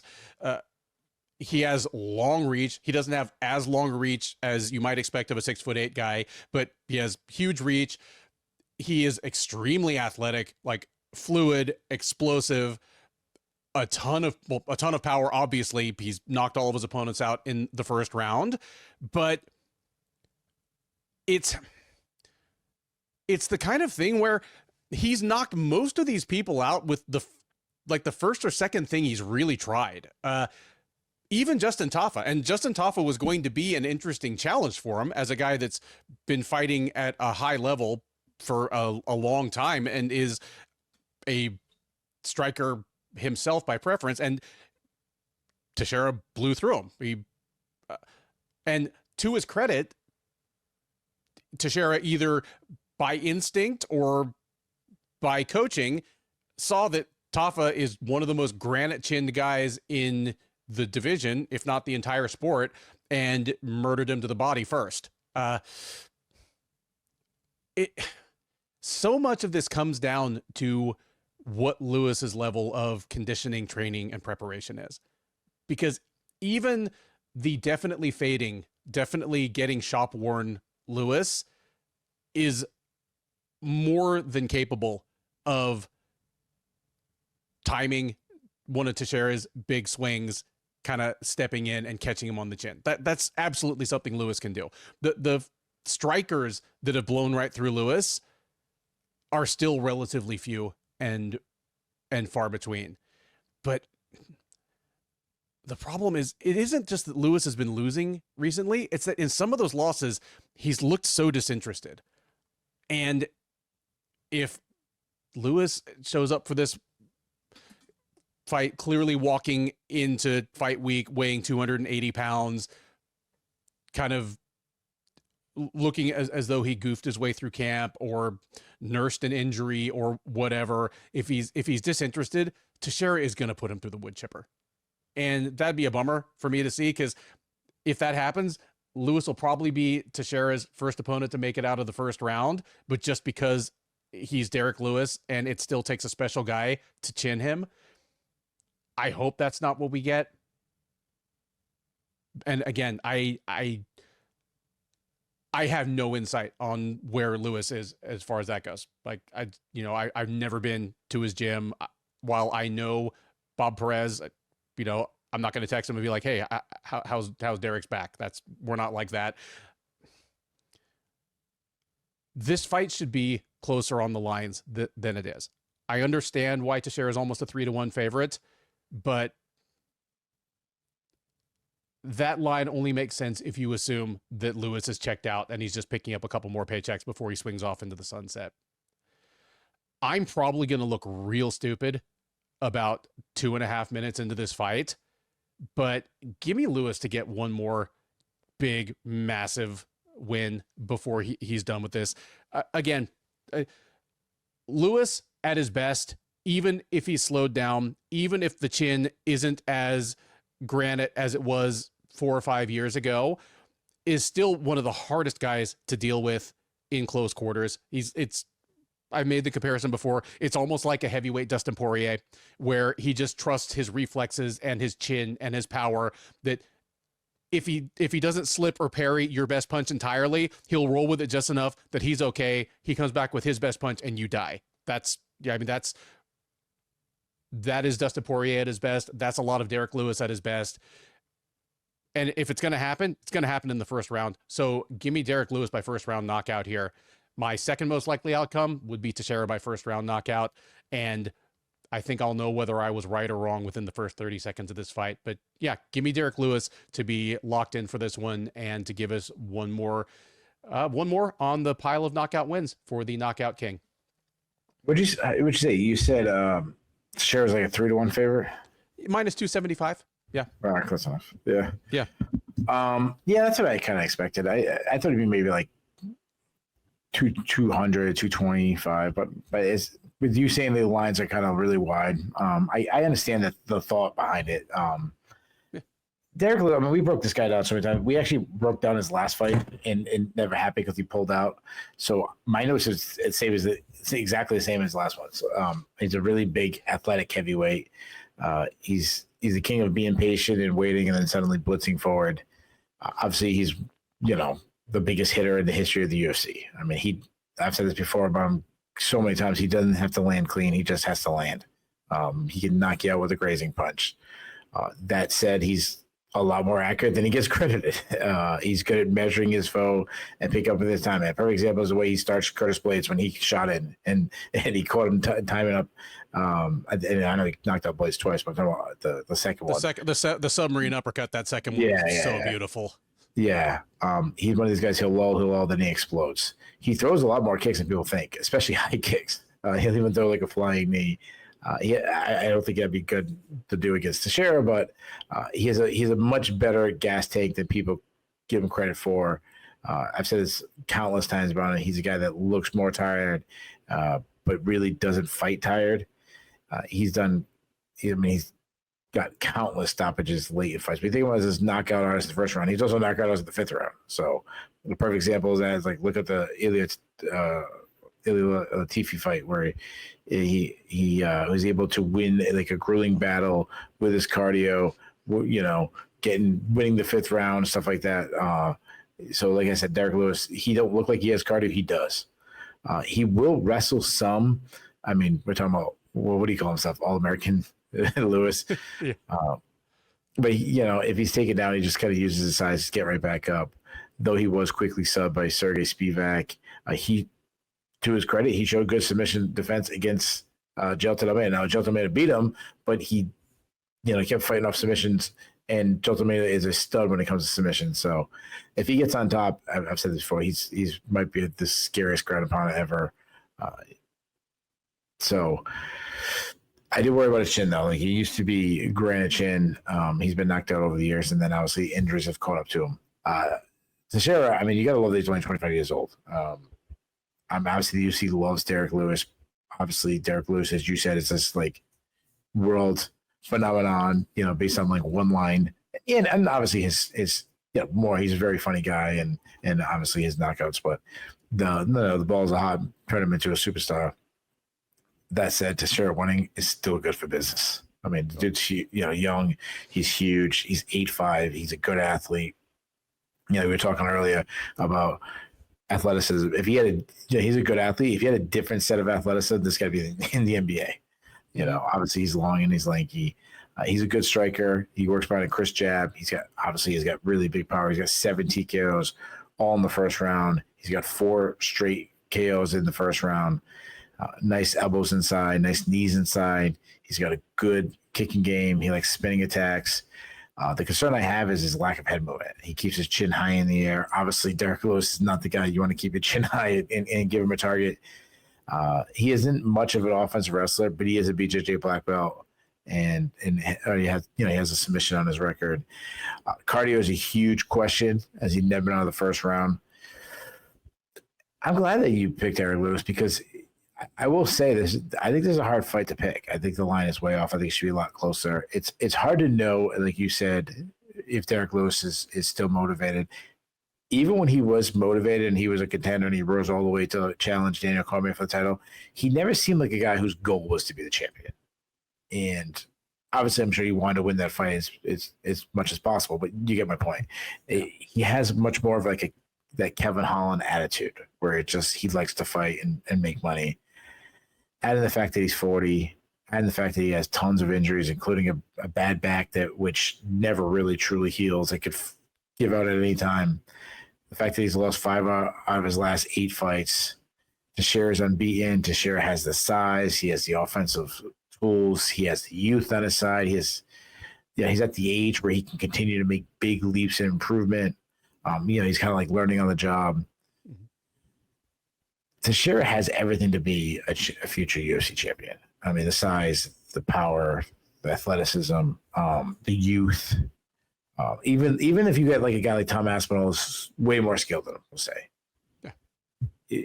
He's so young, he might not have to face Tom Aspinall, or if he does, when he faces him, he's facing the ghost of Tom Aspinall. You're facing a guy who's faded at that point, So this guy could be champion, I don't know, like 2.5 years from now. And the reason why I'm saying 2.5 years is because if you get a loss, that slows your journey. And I'm with you, dude. I say that loss comes Saturday. I see both guys come out swinging, and I say Lewis, that guy keeps his chin too high. I say Lewis has one more haymaker left in him. And I would say Derrick Lewis ends tonight, sends the Nashville crowd into a frenzy. He does his patented, like, Black Beast, thing that he does on the ground. Give me Derrick Lewis by first round TKO. And that is the Sherdog Radio Network preview for UFC on ESPN 70, Lewis versus Teixeira, also known as UFC Nashville. I have been Ben. He has been Keith. If this is your first time watching or listening to one of our previews, first of all, thank you. We hope you enjoyed it. We were pretty businesslike this time. Usually there's a little more side talk, running jokes, story time with Keith. I was tired today. Hey, I'm sorry. We kept it pretty concise, but we try to bring you a mix of in-depth analysis and occasional asides that we think is pretty unique in this industry. If you enjoyed it, please like, subscribe. Neither of those things cost you a thing. They keep our bosses happy. They allow us to continue to bring you this content free of charge. Please drop us a comment. Keith and I both man the comment section. We would love to hear your take on these fights. Like I say, we each picked some upsets. We picked some unanimous upsets, which we tend to do pretty well at. But if you think we left any upset value on the table, let us know. If you're right and we're wrong, we will give you your flowers on the recap. You just have to come and collect them. We are live on the Sherdog YouTube page right after the main event. We will talk about all 12 of these fights from the headliner on down, talking about what was good, what was bad, what was surprising, what was controversial. There's always something. Talking about what's next for some of the notable winners as well as losers, and talking with you. The live chat is open that whole time, so we're taking your questions, your comments, and your hot takes in real time. We have a growing community of friends that hang out with us after the fights, and we would love for you to be part of it. Between now and then, thank you once again for listening. Enjoy the rest of your week, and by all means, enjoy these fights.